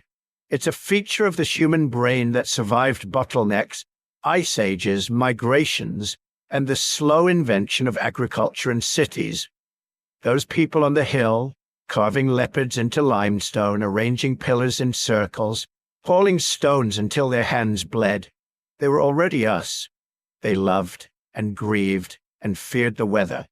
They doubted. They hoped. They told stories around fires about how the world began, why the animals behave as they do, why the rains come or fail. Their specific myths are lost. We will never hear their words. But when we stand at the edge of sleep and listen to our own stories about gardens and floods and lost golden ages, we are listening to echoes of a conversation that began long before writing. A conversation in which Göbekli Tepe was one of the first great sentences, carved not in ink but in stone. And as you drift, you can let that thought soften around the edges.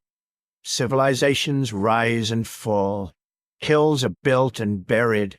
Myths change costumes. But the underlying pattern, humans gathering, humans remembering, humans sanctifying a piece of earth to make sense of a vast and unpredictable world that endures.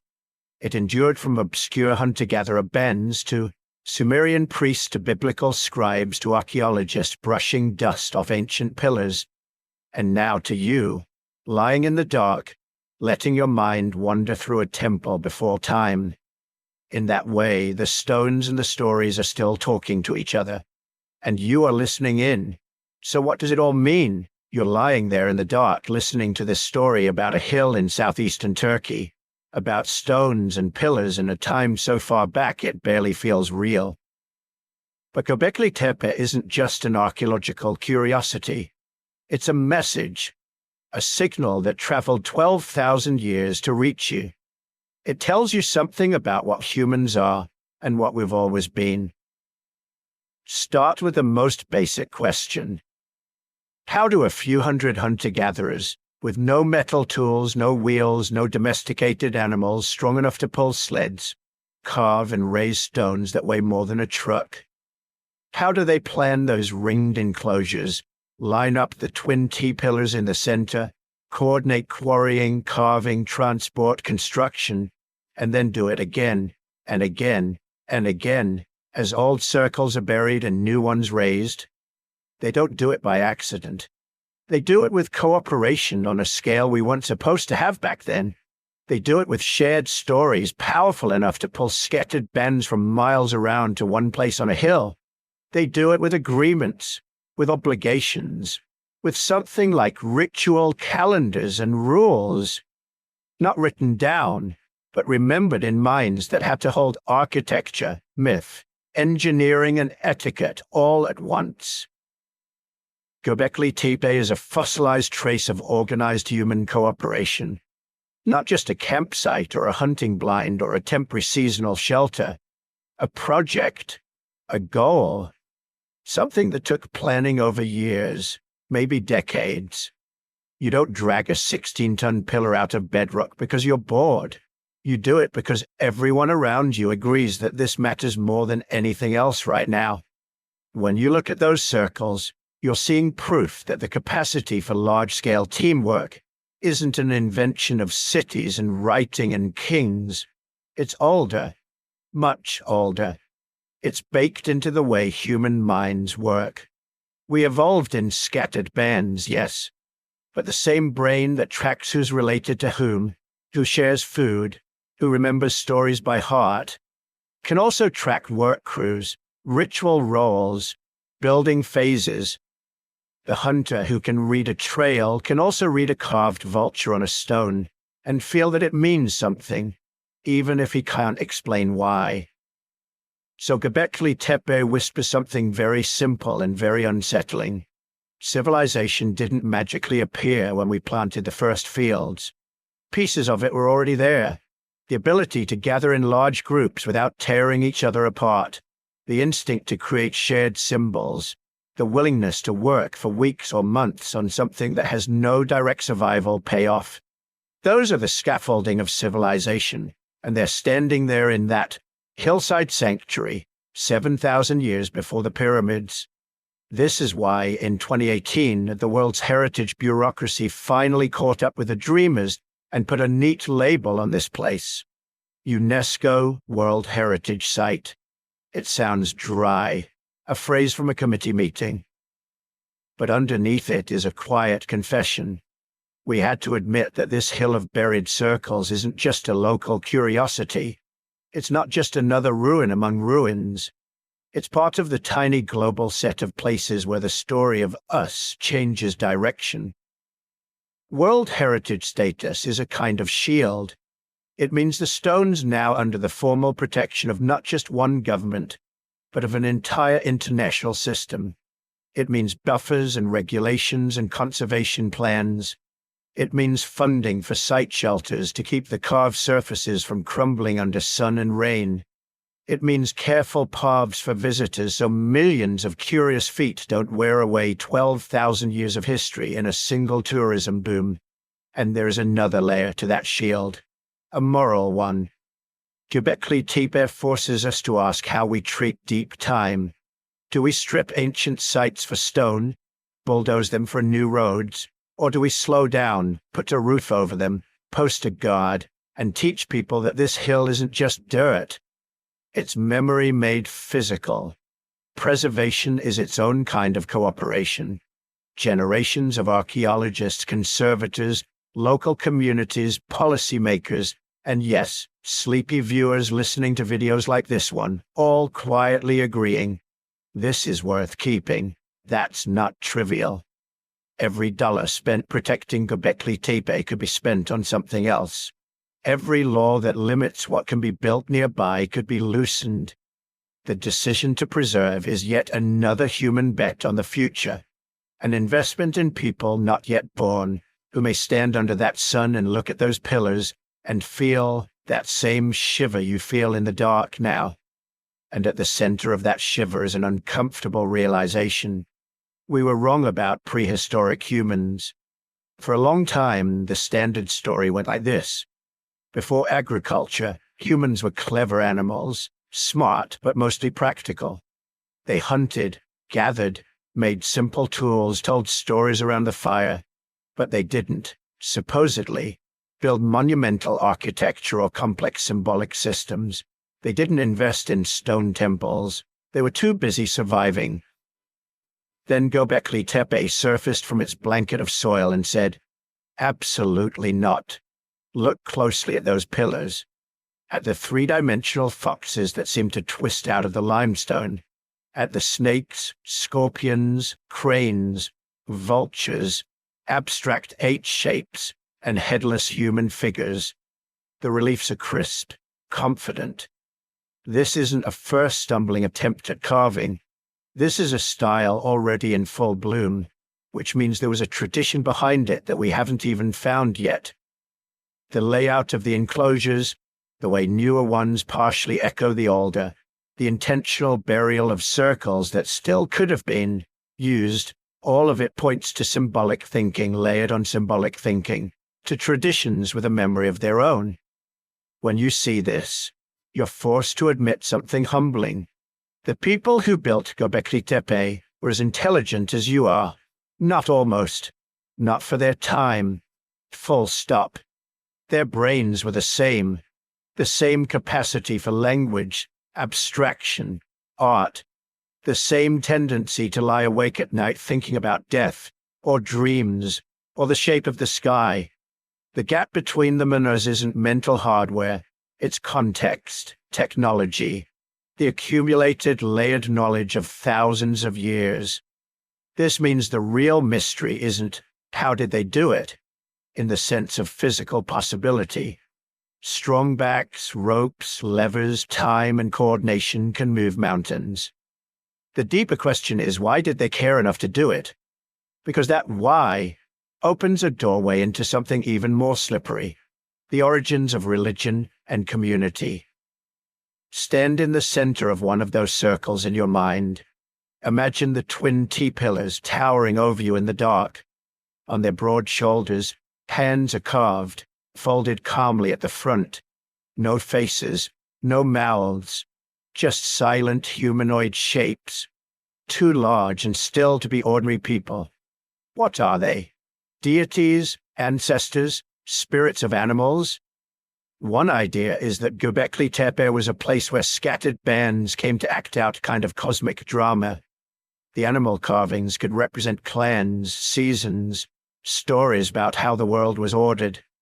The vulture imagery might hint at excarnation rituals, the sky taking the dead. The headless figures could signal that the self ends, but something, memory, spirit, named, continues. But here's the important thing. Whatever rituals happened there, whatever myths were told, they weren't private. They required a gathering, a crowd, people seeing each other, not just the stones. Religion, in that sense, isn't just belief. It's coordination technology, a way to get dozens, maybe hundreds of people to align their behavior and expectations using something more powerful than simple barter or threat.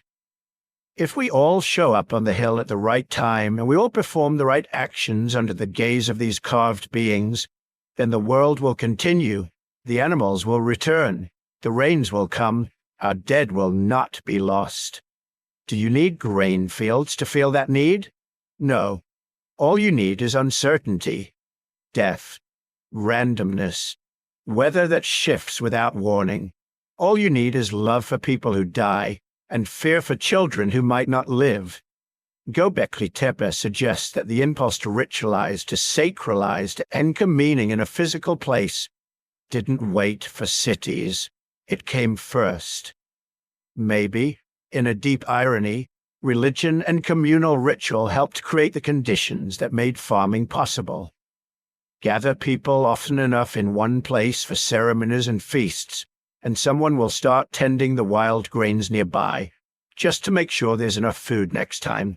If that's true, then the stone circles are not a byproduct of settled life. They're one of the engines that drove humans toward settlement, and that brings the story forward again, to you.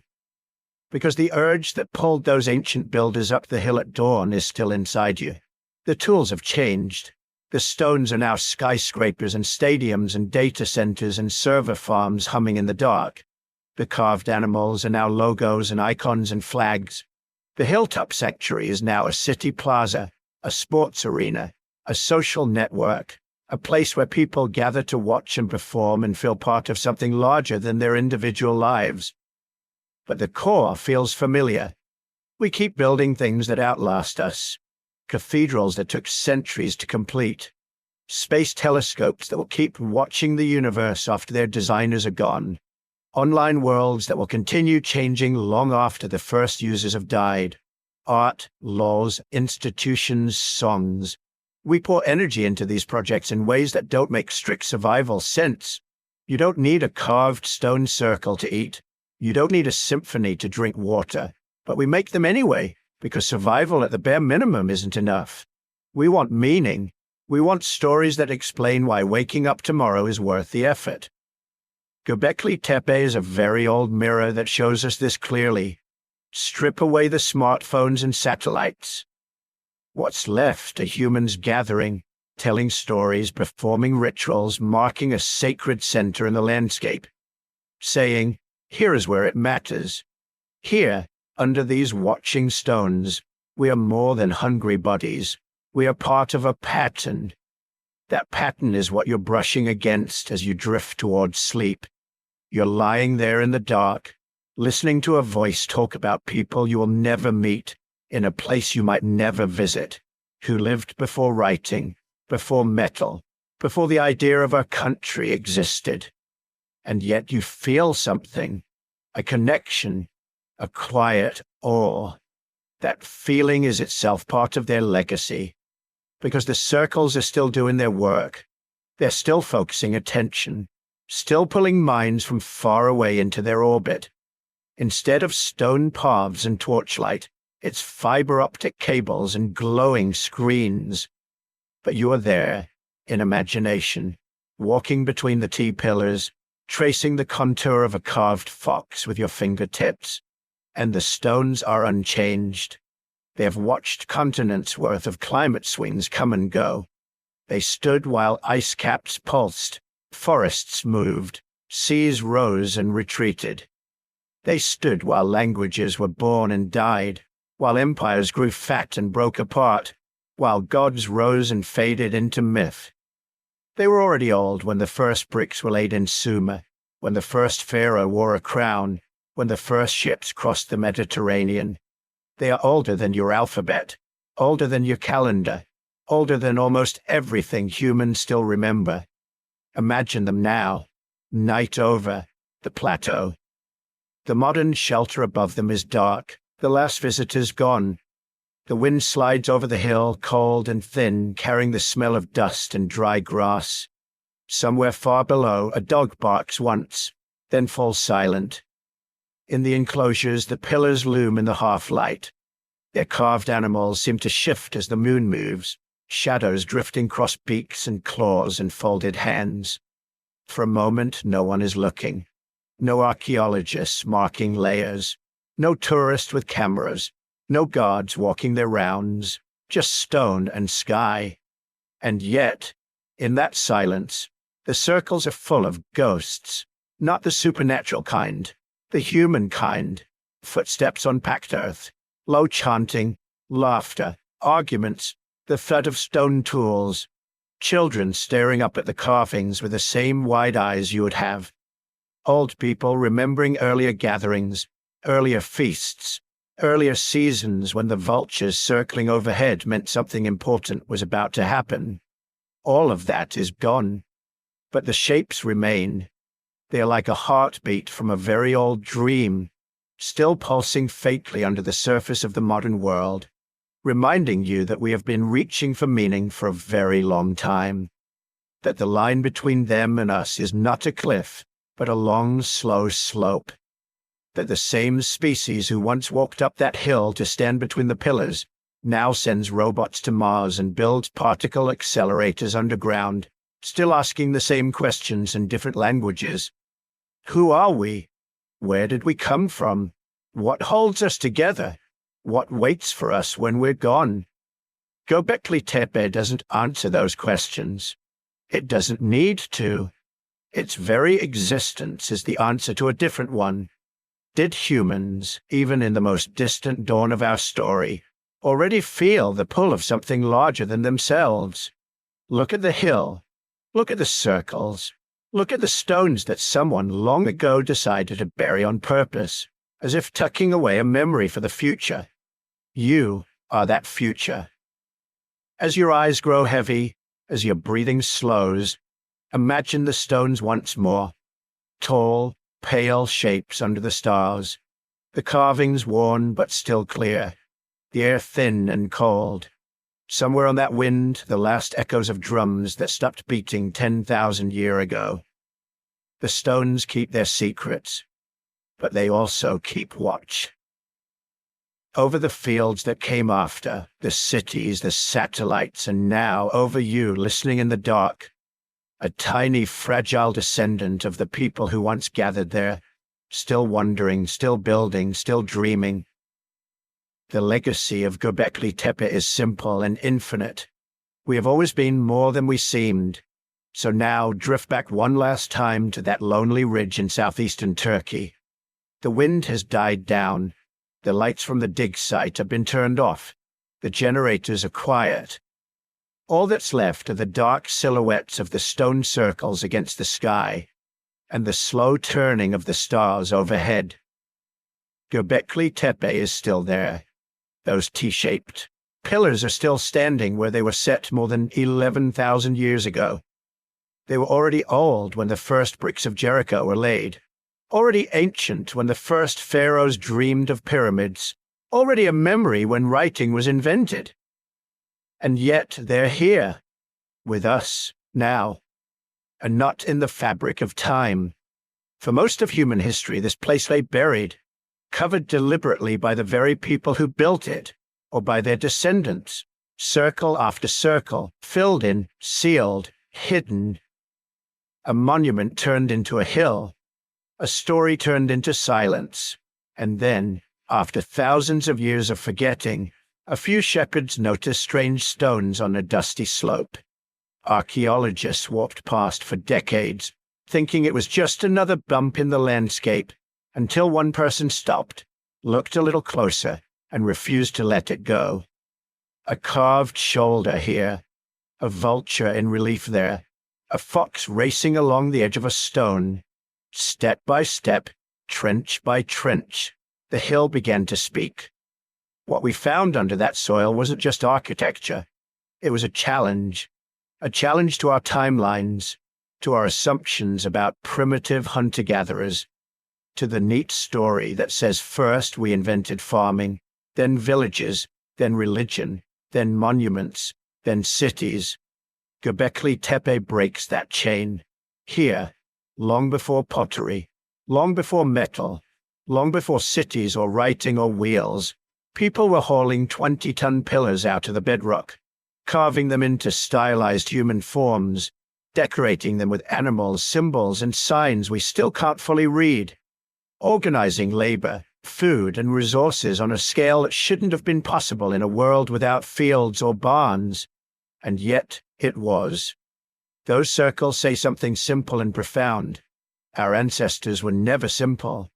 They might not have had bricks or bronze, but they had memory. They had stories. They had the engineering sense to quarry, move, and stand stones that are still upright after more than 100 centuries. They had social systems strong enough to bring people together from scattered valleys and distant hills to build something that none of them could have made alone. They were us. Same hands, same nervous systems, same sleep and dreams, the same capacity to look up at the night sky and wonder what it all meant. When you look at Göbekli Tepe, you're not just looking at the first monumental structure or the world's earliest temple. You're looking at evidence that the human mind, the storytelling, symbol-making, pattern-seeking mind, was already running at full speed at the very dawn of settled life. You're looking at the moment where myth and stone met. Maybe these circles hosted rituals tied to the seasons. Maybe they were gathering places for scattered bands, where alliances were formed, marriages arranged, disputes settled. Maybe they were theaters of memory, where animal spirits and clan ancestors were called into the night with firelight and drums and whispered chants. We don't know, and that's the point. For every pit excavated, 2 more questions appear. For every new pillar uncovered, another layer of mystery comes with it. A symbol we haven't seen before, a pattern that doesn't quite fit, a detail that suggests yet another possibility. Each excavation season is like lifting one more thin veil. Dust brushed away here, a blocked doorway revealed there, a new ring of stones emerging from the soil. Bit by bit, the hill releases its secrets, but it never releases all of them. Somewhere under that artificial mound, there are still circles we haven't seen, still pillars standing in darkness, exactly as they were left when the last builders walked away, their tools set down, their fires extinguished, their stories drifting into legend. Tonight, as you drift towards sleep, Göbekli Tepe is still slowly changing, not on human timescales, but on archaeological ones. Another season will come. New teams will arrive, new trenches will open, LIDAR scans, soil samples, microscopic traces of pollen and bone.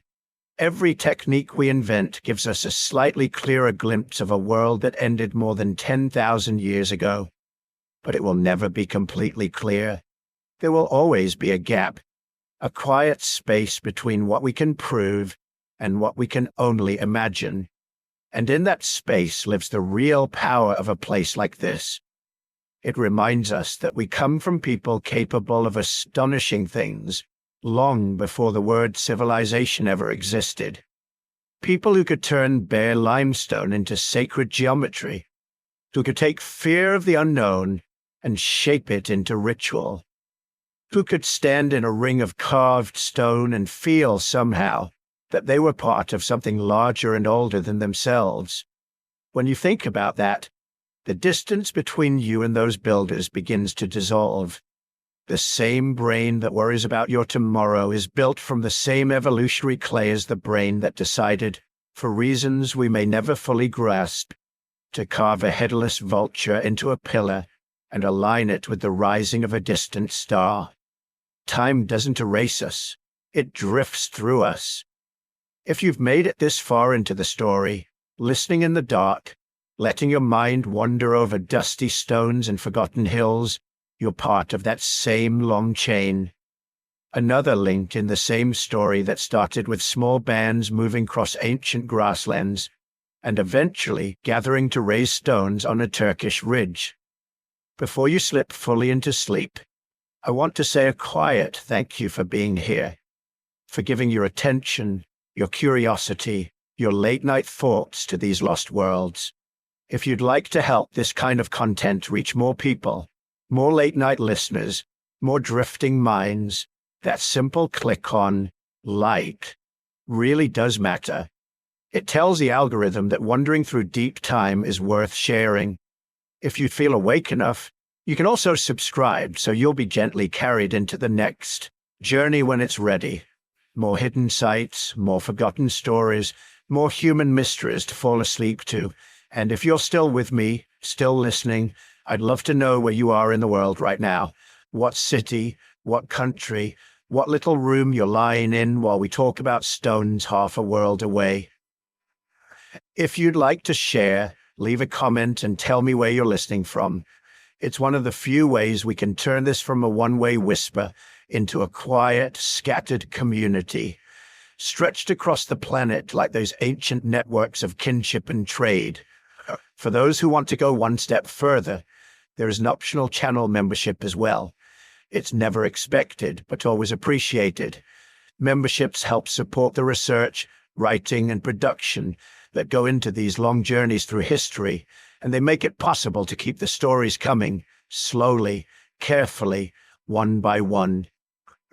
But for now, you don't need to do anything. Just breathe. Let the image of those stone circles fade into the dark. Imagine the stars wheeling overhead, just as they did for the builders. Imagine the last torch going out, the last footstep leaving the circle, the hill slowly rising over centuries of wind and dust. Göbekli Tepe is still there, waiting. And so, somewhere in you are all the stories still waiting to be told. Sleep well, traveler in time. We'll visit another place, another mystery, another forgotten chapter of our shared past. Next time